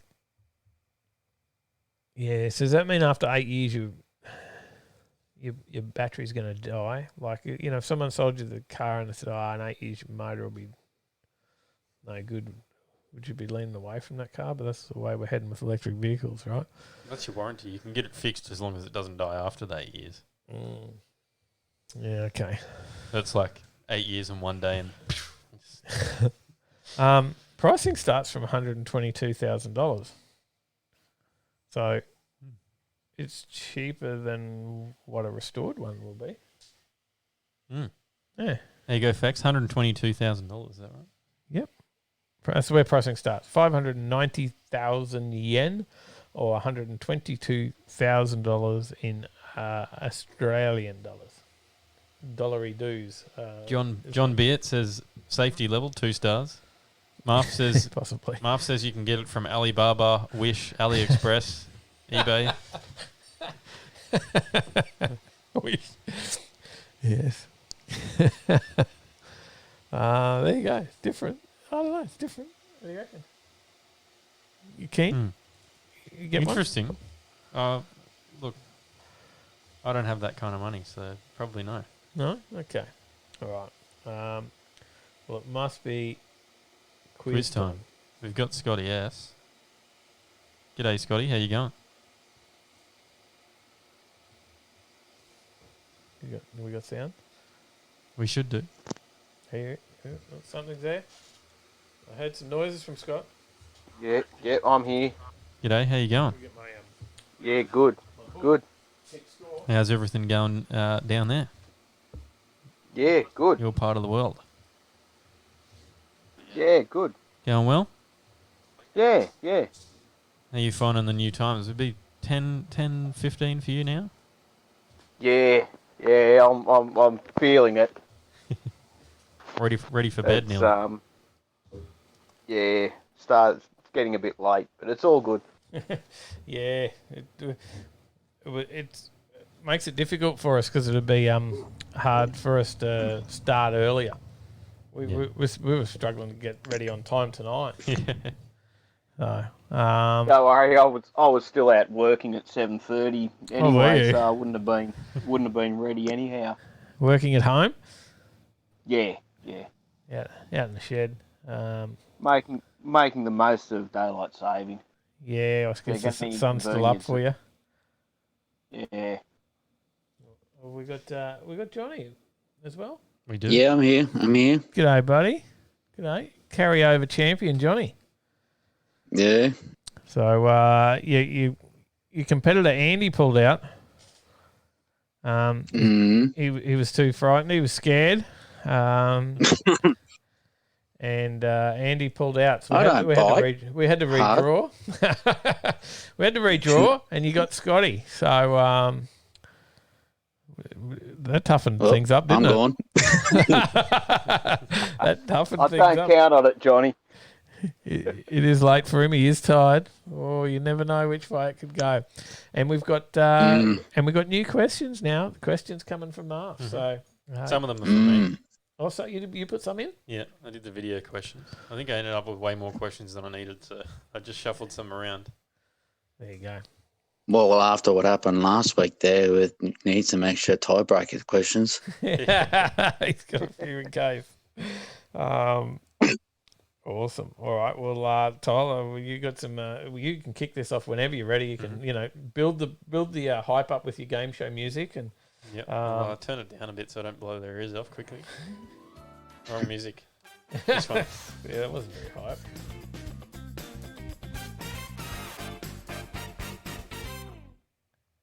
All right. And Johnny and Scotty S up against each other tonight.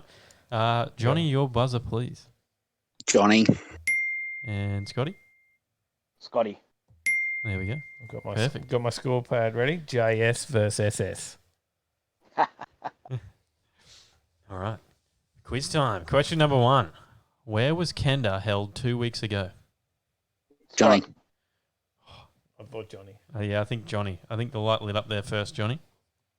It was at Queensland Raceway, not Queensland Raceway, but Willowbank. Queensland Raceway is the actual Well done. circuit track. The slide. What are you doing over here? Oh, whoops. Marf's up here in the chat. Lucky. There you go. Question number 2. What year was the R35 GTR released to the public? Was it A, 2006, B, 2007, or C, 2008? Scott. Scott? 2007. Well done. The earliest R35s were released in Japan in 2007, but the rest of the world received their first batches through 2008.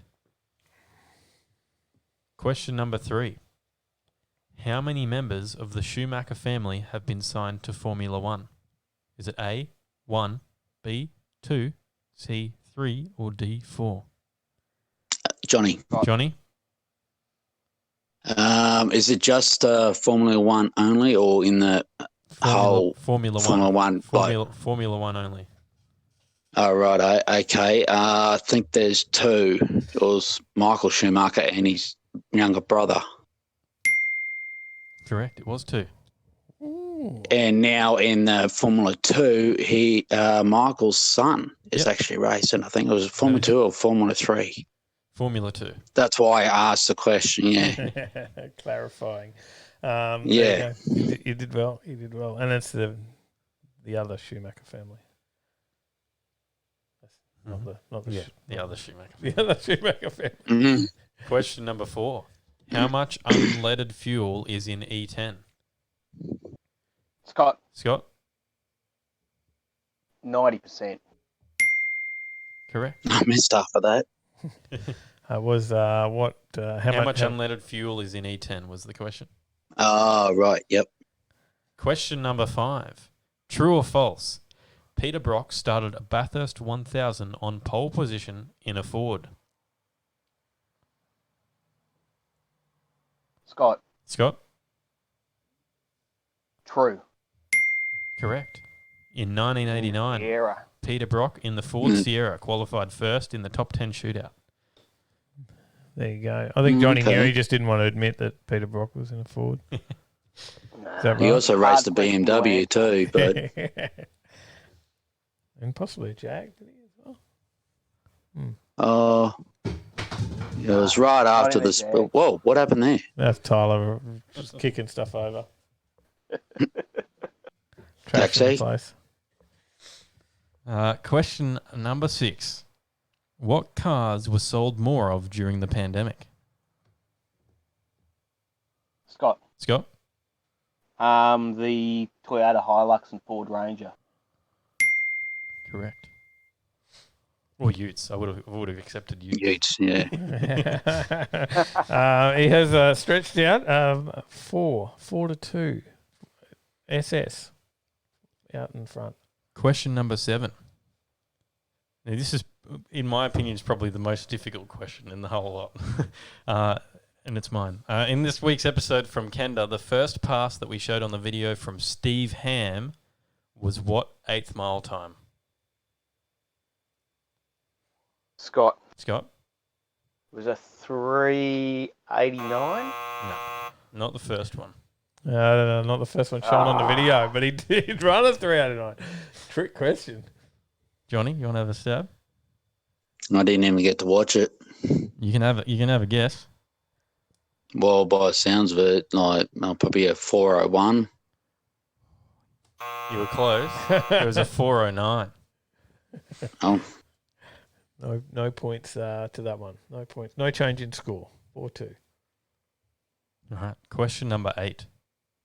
We had a chat to Andy Coles from what workshop that he runs with his brother?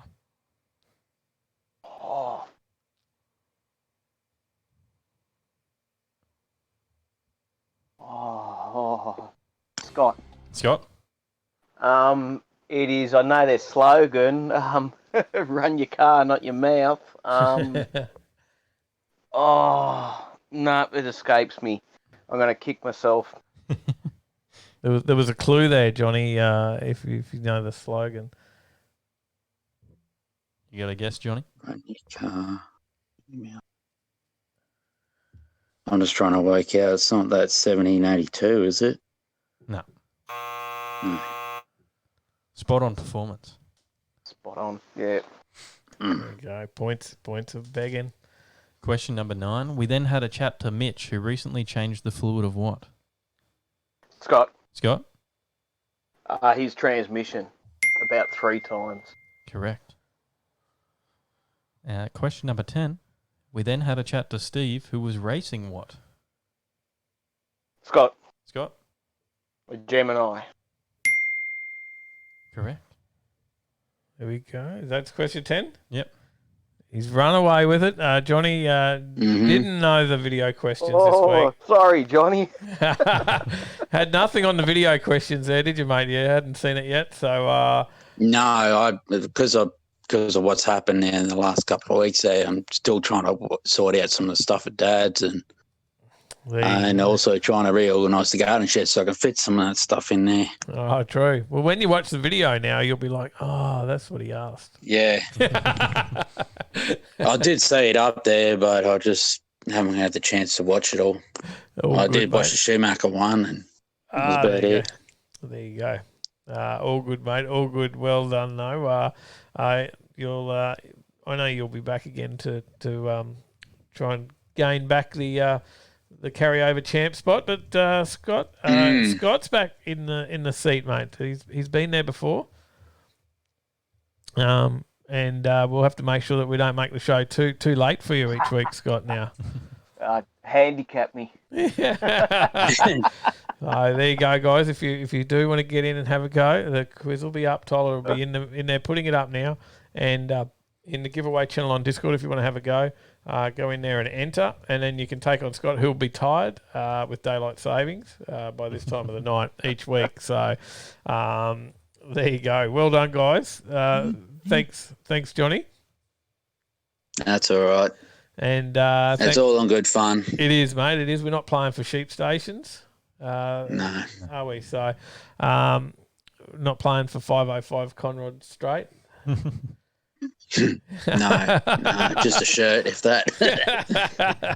So, we maybe we're playing to, possibly, I don't know, go for a lap in Crustita with Marv. Right? So yeah, well, we're gonna have to work something out now that they've cancelled some of that. So yeah. Well, I saw some people entering into the what's the other one? The summer. We did the story last week, didn't we? Summer. Yeah, there's like something in Sydney there, for the New Year's. Like a mini summer that sort of thing. Yeah, more the burnout side of things to get the for the burnout masters and that. Yeah. Yep. I saw some people on Facebook entering into that today. So yeah. So yeah, that one's there. Probably, yeah, might be not as hot in Sydney as it gets in Canberra. So, but there's only 5,000 visitors, I guess. What do you call it? Spectators. So that'll be a tough one. Thanks, Johnny. Yeah, and the other thing is, sorry about that. It's just the other thing is, too, they've got the COVID centre set up there in that Epic as well. So they that sort of throws everything out as well. Yeah, so they can't put the event there. That's right. They've got it all there. No, exactly. The same thing happened down in South Australia where the Eclipse of 500 usually is. They had the testing centre there too, along the pit straight. There you go. Yeah, it makes it a bit difficult. But hopefully events get back to normal again before too long. It's good that there is some starting back up, and then hopefully some, we get to the point that we can open borders back up again, and then we'll get better events. So fingers crossed. Fingers crossed. So. Yeah, I do believe Speedway is on this weekend too in Charlton, in Toowoomba there as well. Not entirely certain on it. I haven't really been in touch with anyone about that as yet because of what's happening. Yeah, no, well, I think it should be. I've seen some stuff about it coming up. And, and I know it's more local stuff though. Yeah, and I think was it Carina Speedway, the one up at Bundy's open and happening as well, which is now run by Autobarn. So yeah, looks good. Yeah, and there was another one at Archerfield as well. Yeah, they had an event the other week. Might be Archie I'm thinking of actually. I know there was something at Toowoomba in the last couple of weeks as well at Charlton. Yeah. They had sedans to juniors, and there was a test and tune there 2 weeks prior. But I had other commitments and that, so. All good, mate. All good. All right, we'll let you go. Thank you, Johnny, mate. We'll see you back here before long, I know it. And we'll see you again next week, Scotty. Will do. Look forward to it. All right, thanks, guys. See you guys. We'll head over and do some what's on, Tyler. Mm-hmm. So, what is on, mate? Good question. No, I'll know in a moment. It is a good question. We'll jump the slide over. 5-2. There's a good little score line this week. Mm-hmm. There's a few events kicking off. So there is a couple of things, happening. I've completely closed down that window as well. All right. You've got it? Friday night, Cars Under the Stars. 6:15 p.m. Just finding out where it is. In Mackay.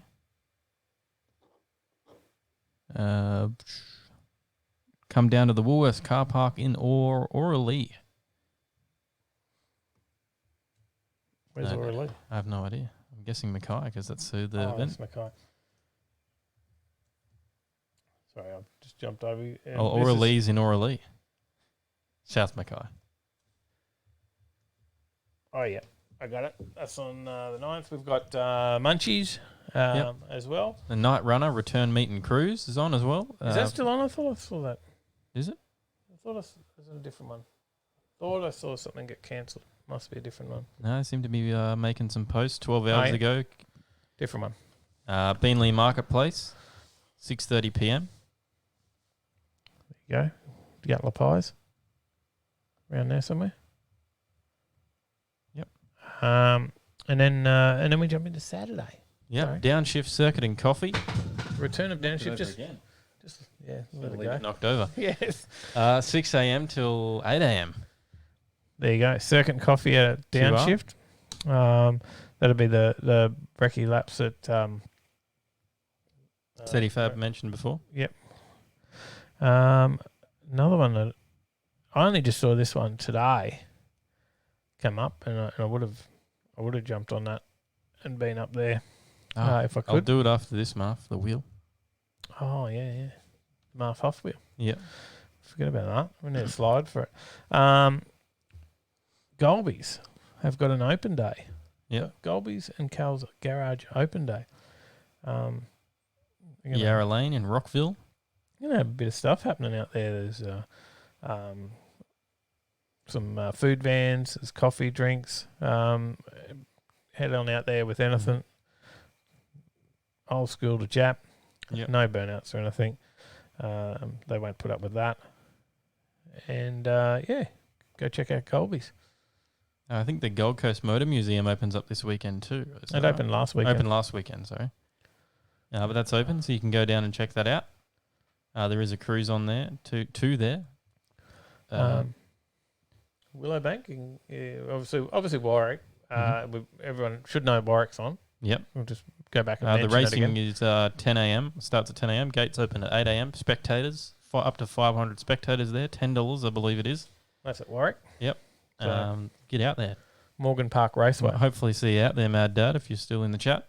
Just throw Morgan Park Raceway into your GPS and go for a cruise. What else you got to do with your... I think if you use Google Maps, you can actually or Waze, you can punch in Warwick Dragway and it comes up. Yep. Easy to find. You'll get there. And there's even some limited camping and stuff out there. Mm-hmm. Maybe I don't know if that's for spectators, but I'm sure if you paid some camping and they wouldn't be full. I reckon you could. But Willowbank's got some racing on as well. They've got the Street Series. Archer Smash Repair Street Series will be on out there from 3 o'clock in the afternoon through till 9 o'clock. Go out there and check that one out as well. You've got some stuff on at Ipswich. You know about that? The Riverlink one. Car de Gras, Car Under the Stars. That's Ipswich the one. Riverlink. 4 p.m. till 8 p.m. And also a Queensland Cruising Gold Coast Meet and Cruise. Furblisher's Kebabs, 6 p.m. Down at Furby's, yeah. So Queensland Cruising, we haven't been to a Queensland Cruising meet in ages, and they've got one local to us, and we're in Warwick. And we're in Warwick. That's a bummer. But go and say good day to Aaron Allen, Queensland Cruising. Good stuff, Mad Dad. See you guys there. Awesome. But yeah, that'll be a good little Chris meet at Young Furby's. says, gutted, we'll catch the first hour on Friday night if you were live. That's okay, because of the time it comes on. 10. Not sure how much live we'll do with the test and tune. I don't know what your plan is. Depends on whether we take the car out as well, though, because we'll need all hands on deck to film a video then. We'll do some live. I guess we can make it a, first time dragging the Skyline video if I take it out there. Yep, true. We'll sort something out. Roll Racing. Roll your Skyline. Big controversy this week. I saw some stuff on Facebook that the R35 that's been dominating was asked to have a week off. He was asked not to come. There you go. And there was a bit of controversy over that. And I believe he's now going. There you go. And I was reading some posts, and I saw there that he's spending like 10 grand on that engine in between races. Wow. Like that, he's put a lot of money in that car. So he's, and what do they get for winning Roll Racing? There's no prize money or anything, right? It's just I don't think so. Prestige that you've won Roll Racing, and he's apparently dropping 10 grand into that car to rebuild that motor each time in between meets, in between Roll Racing, get it turned over and round back to race again in 2 weeks. Yeah, wow. So I believe he will be back. He will be back. No one has beat that R35 yet. So but there was people that were upset that he was asked not to come because they want to beat him. They want to get out there and try and beat it as well. So. And they wouldn't feel the same if they got out there and won and he wasn't there because, did you really win type thing? Yeah. So, there you go. What else we got on Saturday? That was Roll Racing. Steady Fab says, meanwhile, mine owes me 16K. Yes, and still having plenty of fun at Roll Racing. He's dropped some big bucks into that R35. So Sunday, we roll into Sunday from there. There is a Cars and Coffees on at Samford. Spokes. Yep. 7:30 a.m. till 9 a.m. Spokes Cafe. And Cars, Bikes and Coffee at Colleges by the River, 8:30 a.m. till 11:30. Out at Ipswich. And the Gem Hotel. That's a barbecue masterclass for you. You're getting out there to do your barbecue masterclass. Oh, yeah, no, I forgot. That's not on the What's On page. That's in my Facebook. You're on my Facebook. I need to clear the cache for the website too. No, it's just working for me on this laptop. Clear. You need to clear the cookies out of the case. Yes. How many are they? Chocolate chip cookies? Yep. Yep. Okay. There you go. That's it. I get excited because you see Yank Tanks is there, but it's not. They just I don't know. I wish. The guys that run that are older and haven't deleted the events out, so they still come up. I'm even closer to Yank Tanks when we move in, when their house is finished. Yeah, well, you don't get much of a cruise then, do you? No, I'll have to cruise down, turn around and come back, and cruise down, turn around and come back, and then go there. Go for a drive. Yeah. There you go. There's a few events for you. For this. There's plenty of other stuff on. You've just got to find it. If you do see something on, particularly on Facebook, then by all means swing it our way so that we can see it, and we'll throw it up on the website and see how it goes. But we do need, before we can wrap it up and call it a show, we do need to roll the Marfhoff wheel. We need some sound to turn it down.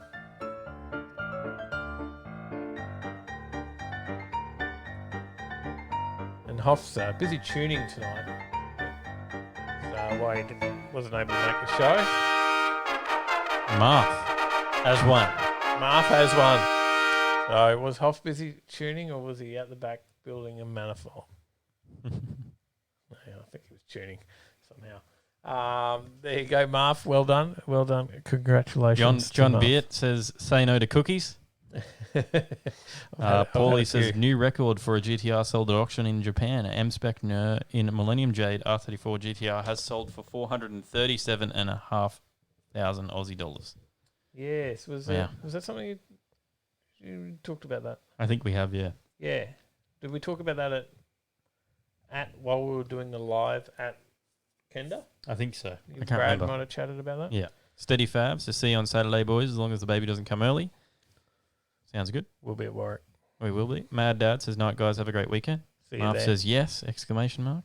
13-8 now. James Bayless says, thanks again, guys, for putting on a great show. Can't wait for Saturday if there is any sort of live feed. If not, can't wait for next week's video and always the live show. Keep up the good work. Thanks, James Bayless. Legend. Thank you, guys. Now, keep an eye out. We'll drop some review videos down with some of the Schumacher products as well. We're going to throw them out as extra videos, so we're not going to take away from your usual video that you're used to. Yep, so there'll be extras in there, but we can show you some of the products that we're currently using.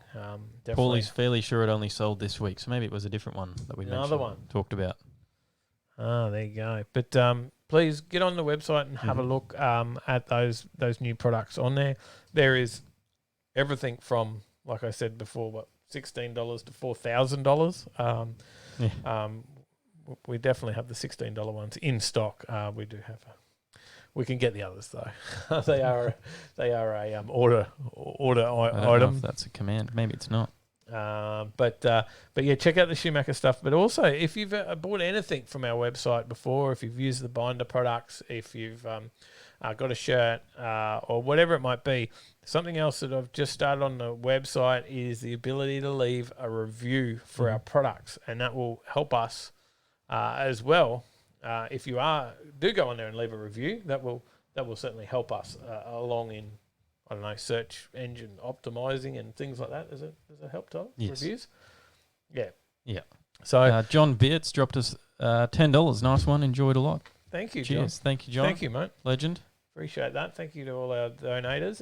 Don't forget that we do have the wheel where we pay back to our donators each month and do some giveaways. Yep. So we will have that at the end of the month again as normal. But yeah, in the meantime, if you have ever bought anything, jump on the website, check out how to leave a review, and go leave us 5 stars and some nice comments. See you all later. But before we go, one last thing. Dave Ray asked for a shed update. The shed update is the concreters have the plans. So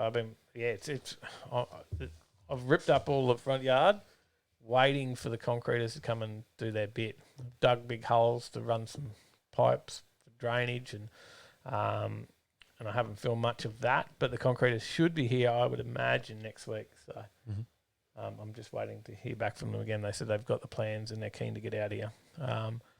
But it hasn't gone as quickly as I would like to. I would like to have had a shed by now.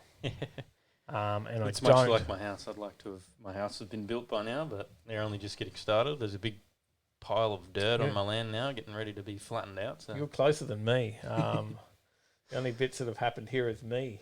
yeah, Stuff that I've done. So no, I don't think they'd really other than appreciate pay it if I money. went- They've done nothing. But I don't think they'd probably appreciate it if I went on there and started shoveling out the dirt. Apparently my Just shed's like doing. definitely getting built. The shed's delivered here on the 3rd of November. Okay. I think they said the 3rd. So Yeah. so I better that's get the that delivery slab date. forward soon then. Yes, definitely. So fingers crossed. Fingers Pirate crossed. missed the stream. All good. It'll All be good, there mate. on the on Spotify and that. You can or watch even- back or and then even just watch fast back forward on us here, when we so- get boring. So, yeah. Shout out, guys. Go back, leave us a review if you've got any posts. Even if we've given you something, you've won some prizes, maybe you've won a hoodie or something, or a stubby holder, you can go leave a review for those items as well. So, because you've used them, you know what they're like. Yeah. My stubby holder's good. It's lasted me many beers so far, or something like that. I don't know. I've got the Junga Bunga ones. So. Yeah. Anyway, thanks, guys. We've got to tune out. We've got some packing up the studio to do, and we'll do another week. We'll see you in the next one. See you in number 68.